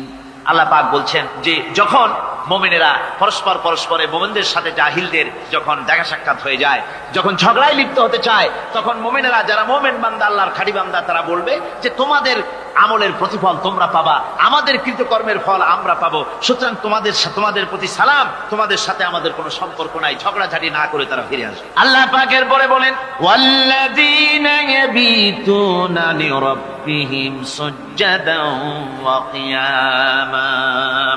রহমানের খাঁটি বান্দা তারাই আরেকটি বৈশিষ্ট্য, তাদের এই 2 নম্বরের বৈশিষ্ট্য এবার বলা হচ্ছে। রহমানের আল্লাহর খাঁটি বান্দার 2 নম্বরের বৈশিষ্ট্য যেটা, সেটা হচ্ছে এই যে তারা রাত কাটায় তার রবের হুজুরে আল্লাহর দরবারে সেজদা দিয়ে দাঁড়িয়ে থেকে কান্দাকাটি করে তারা রাত গুজরান করে। জোরে বলেন সুবহানাল্লাহ। আর এর বিপরীত যারা, তারা রাত কাটায় রাতের বেলা মদ, জুয়া, সিনেমা, গান বাজনা, অশ্লীলতা, নাটক, হাবিজাবি গল্প গুজব করে তারা তাদের রাত কাটায়। আর যারা মুমিন বান্দা, আল্লাহর বান্দা, যারা খাঁটি বান্দা, তারা এই রাত তারা আল্লাহর ইবাদতের ভিতর থেকে কান্দাকাটির মধ্য দিয়ে দাঁড়িয়ে দাঁড়িয়ে অথবা সিজদার ভিতরে তারা তাদের রাত কাটিয়ে দেয়। কোরআনে কারীমে আল্লাহ রাব্বুল আলামিন একথা এভাবে বলেছেন, আমার এই মুমিন বান্দাগুলি, আমার খাঁটি বান্দা যারা, তারা সারা রাত ঘুমায় না, রাতের একটা অংশ মাত্র তারা ঘুমায়, সারা রাত ঘুমায় না, একটা অংশ তারা ঘুমায়, আর বাকি অংশটুকু শেষ রাত্রে তারা ওঠে আর আমার দরবারে তারা কান্দে, মাপ চায় আর কাঁদতে থাকে, চোখের পানি ফেলতে থাকে। আল্লাহ রাব্বুল আলামিন শেষ রাত্রে প্রথম আকাশে আসেন। হাদিস শরীফে এসেছে, প্রথম আকাশে আল্লাহ রাব্বুল আলামিন এসে দুনিয়ার মানুষকে ডাকেন, কে আছো গুনাহ করে জীবন বোঝাই করে ফেলেছো, নাফরমানি করেছো, গুনাহ করেছো, অথবা বিপদে পড়েছো, ঋণগ্রস্ত হয়ে পড়েছো, অসুবিধায় পড়েছো, মামলা মকদ্দমায় পড়েছো, আমার কাছে মাপ চাও, আমার কাছে সাহায্য চাও। এই সময় যে সমস্ত বান্দারা আরামের ঘুমকে হারাম করে আল্লাহর দরবারে কাঁদতে থাকে, তাহাজ্জুদের নামাজ আদায় করে যখন হাত তুলে কাঁদে, আল্লাহ পাক তখন এই দৃশ্য দেখে ফেরেশতাদের বলেন, ও আমার ফেরেশতারা, আমার ওই বান্দাগুলি কাঁদে কেন? সমস্ত মানুষ যখন ঘুমানো, এই বান্দাগুলি কাঁদে কেন বলো? ফেরেশতারা বলে, আল্লাহ তুমি তো ভালো করে জানো। ফেরেশতারা বলে, আল্লাহ পাক বলবেন, তবুও তোমাদের মুখ থেকে শুনতে চাই। ফেরেশতারা তখন বলবে, রব্বুল আলামিন তোমার বান্দা গুনাহ করেছে, জাহান্নামের ভয়তে তোমার কাছে কাঁদতেছে, তোমার ভয়তে কাঁদে, জাহান্নামের ভয়তে কাঁদে। আল্লাহ জিজ্ঞেস করেন, ফেরেশতারা, ওরা যে আমার ভয়তে কাঁদে, ওরা কি আমারে দেখছে নাকি? ফেরেশতারা বলেন, না খোদা তোমারে দেখে নাই। আল্লাহ পাক বলেন, ওরা আমার যে জাহান্নামের ভয়তে কাঁদে, ওই জাহান্নাম তারা দেখেছে নাকি? ফেরেশতারা বলে, না আল্লাহ, তোমার জাহান্নাম ওরা দেখে নাই, তোমার বেশ তো কিছুই দেখে নাই। আল্লাহ পাক বলেন, আমার ফেরেশতারা, এই বান্দাগুলি আমার দোজখ দেখে নাই, আমাকে দেখে নাই, হাসর মিজান সিরাত কিছুই দেখে নাই, শুধু কোরআনের কথা শুনে, আমার নবীর কথা শুনে, আমার কোরআনের কথা শুনে বিশ্বাস করে আরামের ঘুমকে হারাম করে কিভাবে কাঁদতেছে তাকায় দেখ।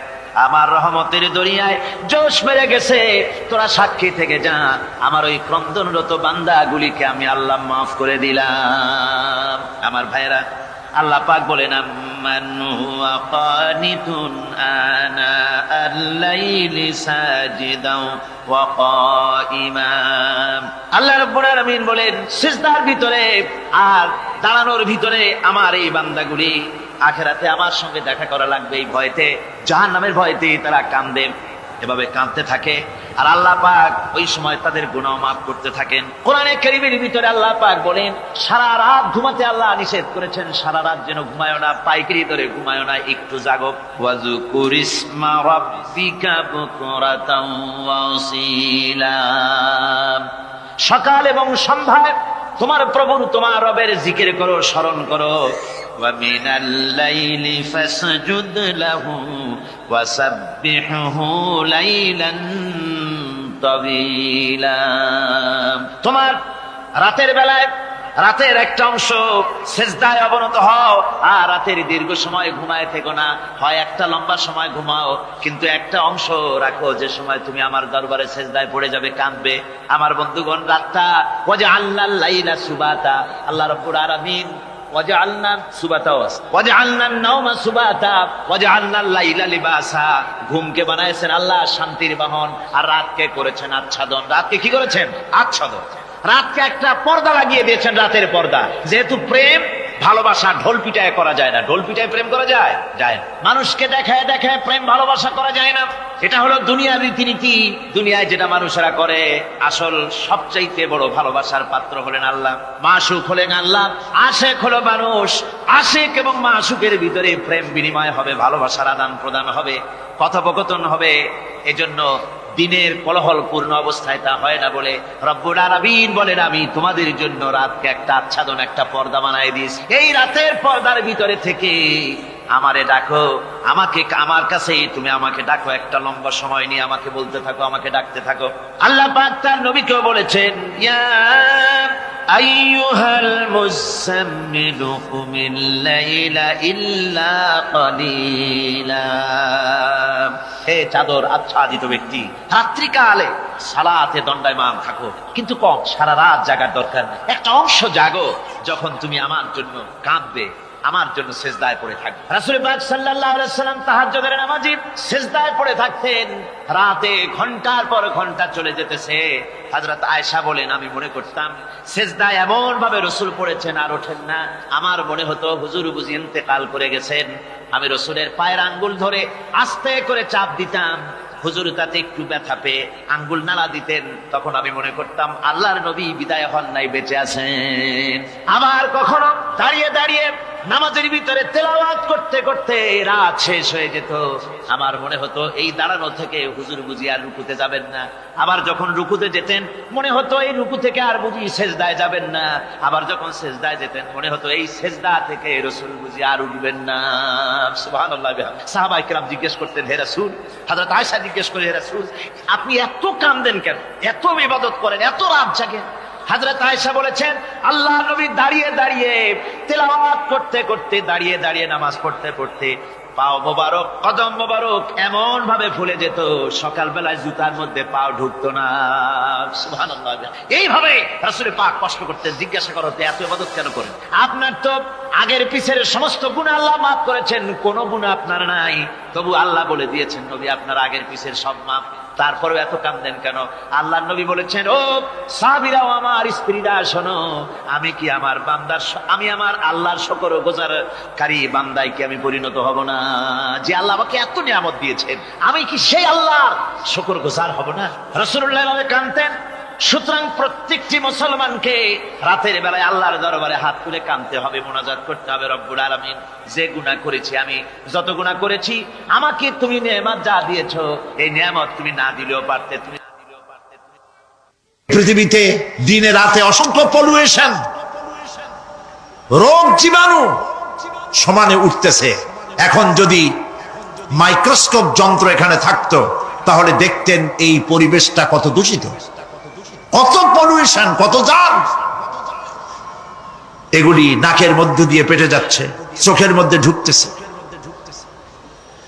ক্রমাগত চোখের ভিতরে ধুলাবালি ঢুকবে। আর পরিষ্কারের কোনো ব্যবস্থা যদি না করা হয়, চোখের দৃষ্টি নষ্ট হয়ে যেতে পারে।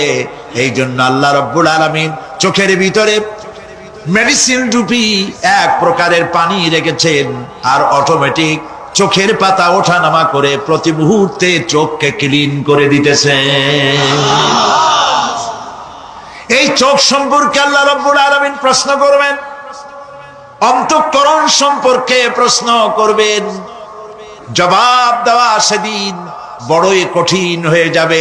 এই জন্য আল্লাহ রাব্বুল আলামিন দুনিয়াবাসীকে সতর্ক করে দিচ্ছেন, তিনি আরো বলছেন, ওয়ালাকাদ খালাকনাল ইনসানা ওয়া না'লামু মা তুওয়াসবিসু বিহি নাফসু ওয়া নাহনু আকরাবু ইলাইহি মিন হাবলিল Warid.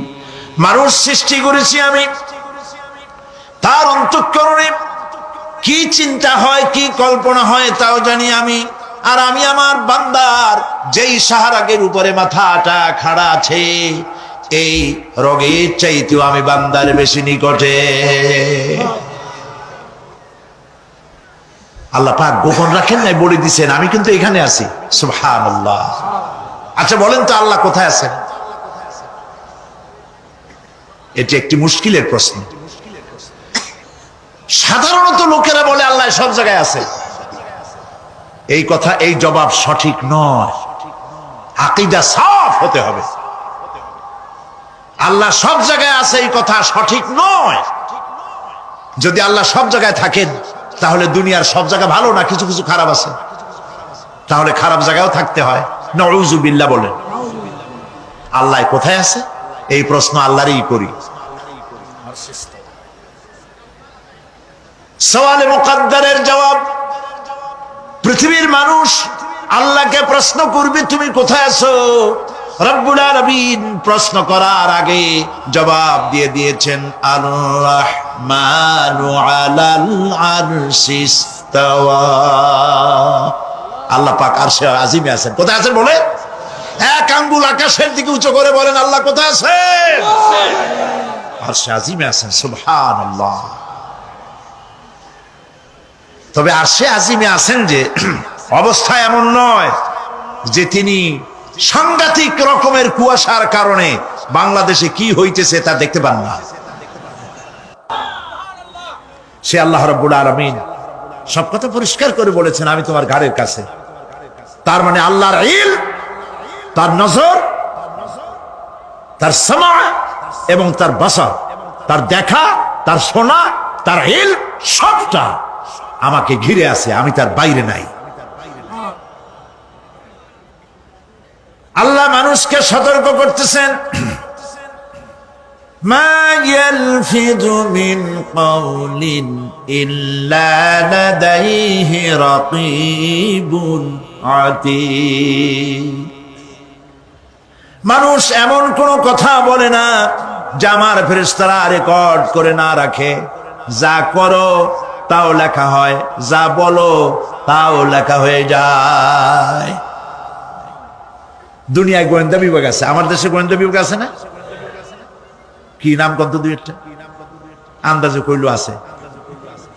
CID, DIB, DFI, army intelligence, কত রকম গোয়েন্দা আছে, কত বাহিনী আছে আপনি টের পাবেন না। পাগড়ি একটা বান্ধি আপনার সামনে বসা, আপনি বুঝবেন না যে আপনার আমলনামা রেকর্ড করতেছে ওখানে বসে।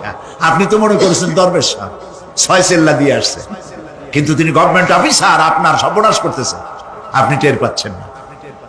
এটা যদি মানুষের রাষ্ট্র ঠিক রাখার জন্য দুনিয়ার সরকারের দরকার হয়, তাহলে আল্লাহ পাকের এই বিশাল সাম্রাজ্য রক্ষা করার জন্য আল্লাহর গোয়েন্দা বিভাগ নাই? আল্লাহ রাব্বুল আলামিন তার গোয়েন্দা বিভাগ কাজ করতেছি, আমরা বিশ্বাস করি না, আমরা বুঝতে পারি না, যার জন্য অন্যায়ের মধ্যে লিপ্ত হয়ে যাই। একবার আমি লন্ডন থেকে, লন্ডন শহরে রাত্রে যাচ্ছি, রাত 2টা-2:30 হবে। প্রতিমধ্যে রেড সিগন্যাল জ্বলল, গাড়িটা থামায় দিল, সামনে আর গাড়ি টাড়ি নেই। আমি ড্রাইভারে বললাম যে গাড়ি টাড়ি তো নাই সামনে, আমরা তো ইচ্ছা করলে যেতে পারি। ড্রাইভার বলল পারি, কিন্তু যাব না। কেন যাবেন না? বলল যে এই সিগন্যালের সাথে ক্যামেরা আছে, অটোমেটিক ক্যামেরা।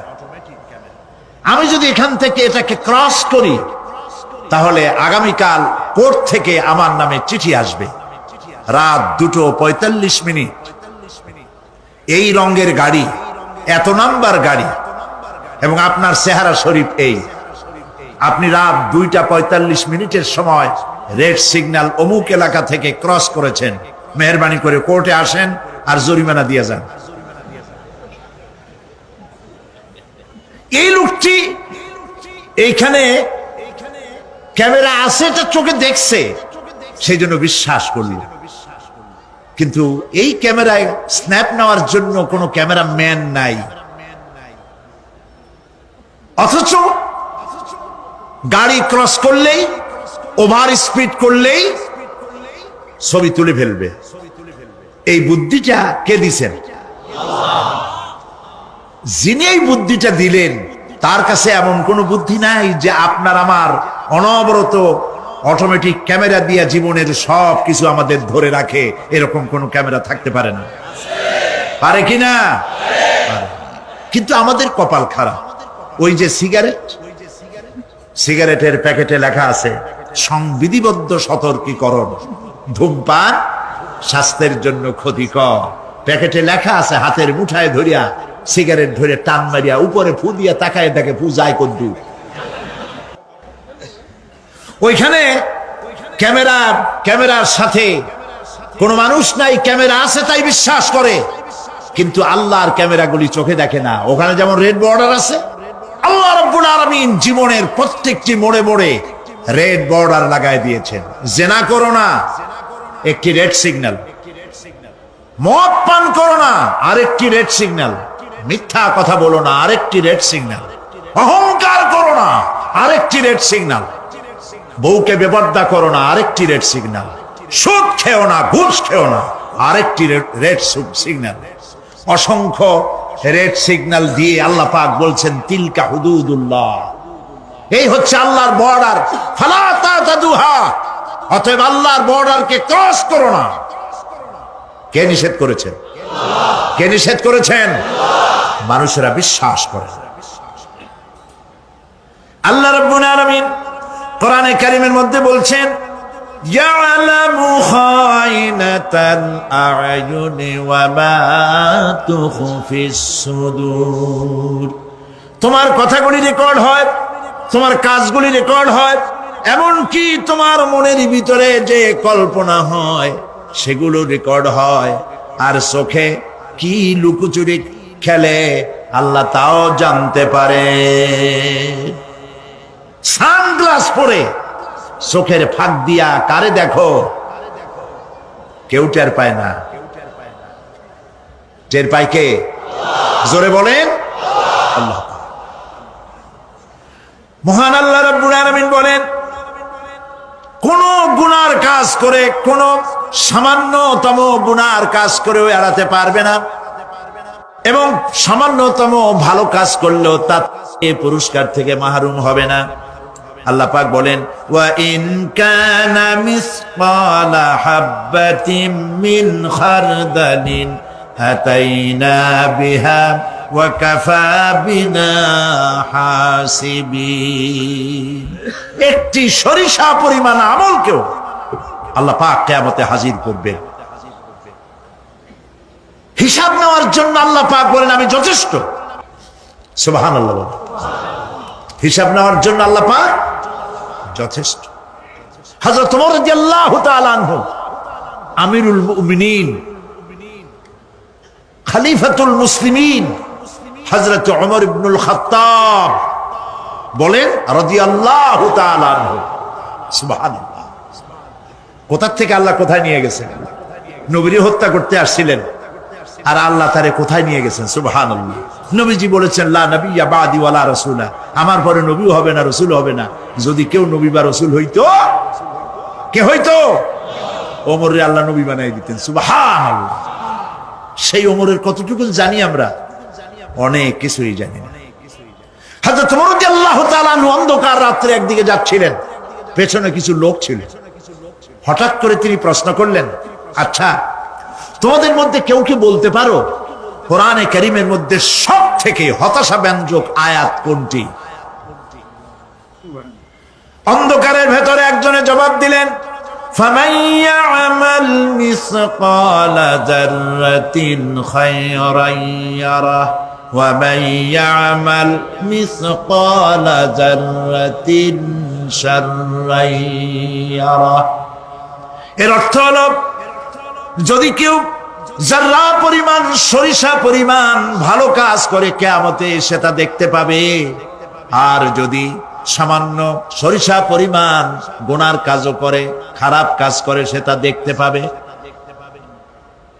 এই আয়াতটি যখন নাজিল হয়, সূরা যখন নাজিল হয়, হযরতে আবু সাঈদ খুদরি রাদিয়াল্লাহু তাআলা আনহু তিনি রাসূলুল্লাহকে প্রশ্ন করলেন, ইয়া রাসূলুল্লাহ, আল্লাহ যে আয়াত নাজিল করলেন কিয়ামতের দিন আমি কি আমার এমনকি ছোট্ট পাপও কি দেখতে পাবো? আল্লাহর নবী বললেন, আল্লাহ বলেছেন অবশ্যই দেখতে পাবা।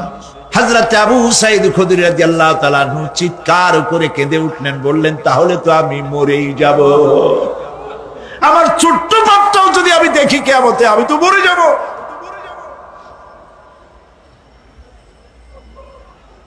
হযরত ওমর রাদিয়াল্লাহু তাআলা আনহু অন্ধকারের ভিতরে হাঁটতেছেন আর কাঁদতেছেন, হাঁটতেছেন আর কাঁদতেছেন। কিছু দূর অগ্রসর হয়ে তিনি প্রশ্ন করলেন, আচ্ছা কেউ কি বলতে পারো কোরআনে কারীমের মধ্যে সবথেকে আশা ব্যঞ্জক আয়াত কোনটি? পেছন থেকে অন্ধকারের ভেতর থেকে আওয়াজ এলো, লা তাকনাতু মির রাহমাতিল্লাহ, আল্লাহর রহমত থেকে, দয়া থেকে নিরাশ হয়ে যেও না, হতাশ হয়ে যেও না। হযরত ওমর কাঁদতে কাঁদতে জিজ্ঞেস করলেন, তোমাদের মধ্যে আব্দুল্লাহ ইবনে মাসউদ আছে নাকি? হযরত আব্দুল্লাহ ইবনে মাসউদ বললেন, আমি তো বললাম, আমি তো বাদ দিলাম। সুবহানাল্লাহ। রাইসুল মুফাসসিরিন হযরত আব্দুল্লাহ ইবনে মাসউদ রাদিয়াল্লাহু তাআলা আনহু, তার পা খুব ছোট ছিল। হাদিস শরীফে এসেছে সাহাবীরা তার পা দেখে একটু মুস্কি মুস্কি হাঁটতেছিল, এত ছোট পা। নবী করিম সাল্লাল্লাহু আলাইহি ওয়াসাল্লাম বললেন, আব্দুল্লাহ ইবনে মাসউদের পা ছোট দেখে হেসো না, কিয়ামতের দিন আব্দুল্লাহ ইবনে মাসউদের ছোট্ট পাটা উহুদ পাহাড়ের চাইতে ওজন বেশি হয়ে যাবে। সুবহানাল্লাহ, সুবহানাল্লাহ। প্রিয় ভাই সব, এই হচ্ছে নবী করিম সাল্লাল্লাহু আলাইহি ওয়াসাল্লাম, তিনি মানুষের সামনে এসব কথাগুলি পরিষ্কার করে বলে দিয়েছেন। সেদিন কোন উপায় থাকবে না, সেই কিয়ামতের মাঠ।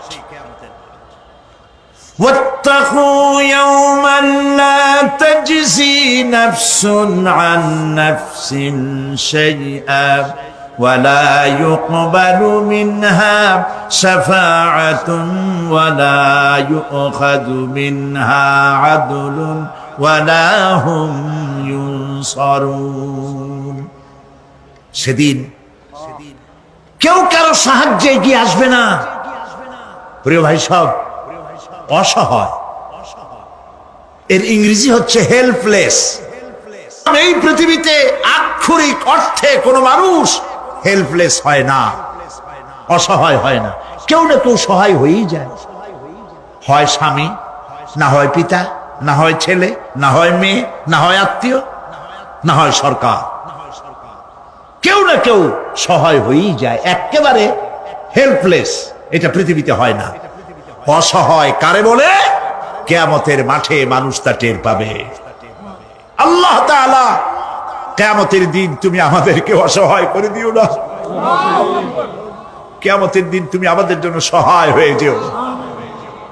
আল্লাহ পাক বলছেন, সেদিনটি ভয় করো যেদিন কেউ কারো সাহায্যে এগিয়ে আসবে না, কারো পক্ষে কোনো সুপারিশ গ্রহণ করা হবে না, কারো কাছ থেকে কোনো বিনিময় গ্রহণ করা হবে না, কাউকে কোনো সাহায্য করা হবে না। ইন্না লিল্লাহি ওয়া ইন্না ইলাইহি রাজিউন। আল্লাহ রাব্বুল আলামিন বলেন, লান তানফাকুম আরহামাকুম ওয়ালা আওলাদুকুম ইয়াওমাল কিয়ামা। কিয়ামতের দিন তোমাদের আত্মীয় স্বজন, তোমাদের সন্তান সন্ততি তোমাদের জন্য কিছু মাত্র কাজে লাগবে না। ইয়াউমা ইয়াফিরুল মারউ মিন আখিহি ওয়া উম্মিহি ওয়া আবিহি ওয়া সাহিবাতিহি ওয়া বানিহি। সেদিন মানুষ তার ভাই, মা বাপ, স্ত্রী ও সন্তান থেকে পলায়ন করবে, সেদিন প্রত্যেকে নিজ নিজ অবস্থায় পতিত হয়ে যাবে। পিতা তার সন্তানকে পরিচয় দেবে না, মা তার সন্তানকে চিনবে না, সন্তান তার মাকে চিনবে না। মানুষগুলি দৌড়াতে থাকবে, পালাতে থাকবে, কেউ কারো সাহায্য সেদিন করতে পারবে না। আমার প্রিয় ভাইয়েরা, সেই কিয়ামতে আল্লাহ পাক আমলনামা আল্লাহর আদালতে মানুষের সামনে পেশ করা হবে। পার্থিব জীবনে মানুষ যা কিছু করেছে কোন জিনিস লুকায় রাখতে পারবে না, সব প্রকাশ পেয়ে যাবে। কিয়ামতের পূর্বেই আল্লাহ রাব্বুল আলামিন সব কিছুকে রেকর্ড করে রেখেছেন। আবারও বলছি, আল্লাহ পাক কোনো কিছু গোপন রাখেন নাই। কিভাবে রেকর্ড করছেন? وَكُلَّ إِنسَانٍ أَلْزَمْنَاهُ طَائِرَهُ فِي عُنُقِهِ وَنُخْرِجُ لَهُ يَوْمَ الْقِيَامَةِ كِتَابًا يَلْقَاهُ مَنشُورًا। প্রত্যেকের ভালো মন্দ কর্মলিপি আমি তার গলায় ঝুলাই দিছি। আমি তার জন্য কিয়ামতের দিন একটি কিতাব ওপেন করে দেব, গলায় ঝুলানো আছে। আজ বিজ্ঞানীরা আবিষ্কার করেছে মানুষের শরীরের মধ্যে ডিএনএ এর কথা। এই ডিএনএ এর মধ্যে সে কেমন হবে, তার প্রজ্ঞা, তার মেধা ইত্যাদি সবকিছু ওর মধ্যে ডিএনএ এর ভিতরে বিজ্ঞানীরা খুঁজে পাচ্ছে। আল্লাহ পাক মানুষের গলায় একটা টেপ রেকর্ডার লাগাই দিয়েছেন। সুবহানাল্লাহ বলেন। সেই টেপ রেকর্ড আমার এই যে বক্তৃতা ভিডিওতে ধারণ করা হচ্ছে, টেপে ধারণ করা হচ্ছে। এই বুদ্ধিগুলি কে দিছে? আরে ভাই, কথা বলবেন তো আল্লাহর নাম জোরে না। এই বুদ্ধি কে দিয়েছেন? যে আল্লাহ বুদ্ধি দিয়ে আপনার আমার কথা রেকর্ড করাইতে পারে, সে আল্লাহ পাক আপনাদের আমার সাথে অদৃশ্য একটি টেপ রেকর্ড গলার মধ্যে ঝুলায় রাখছেন। এটা বিশ্বাস করবেন না? কিয়ামতের দিন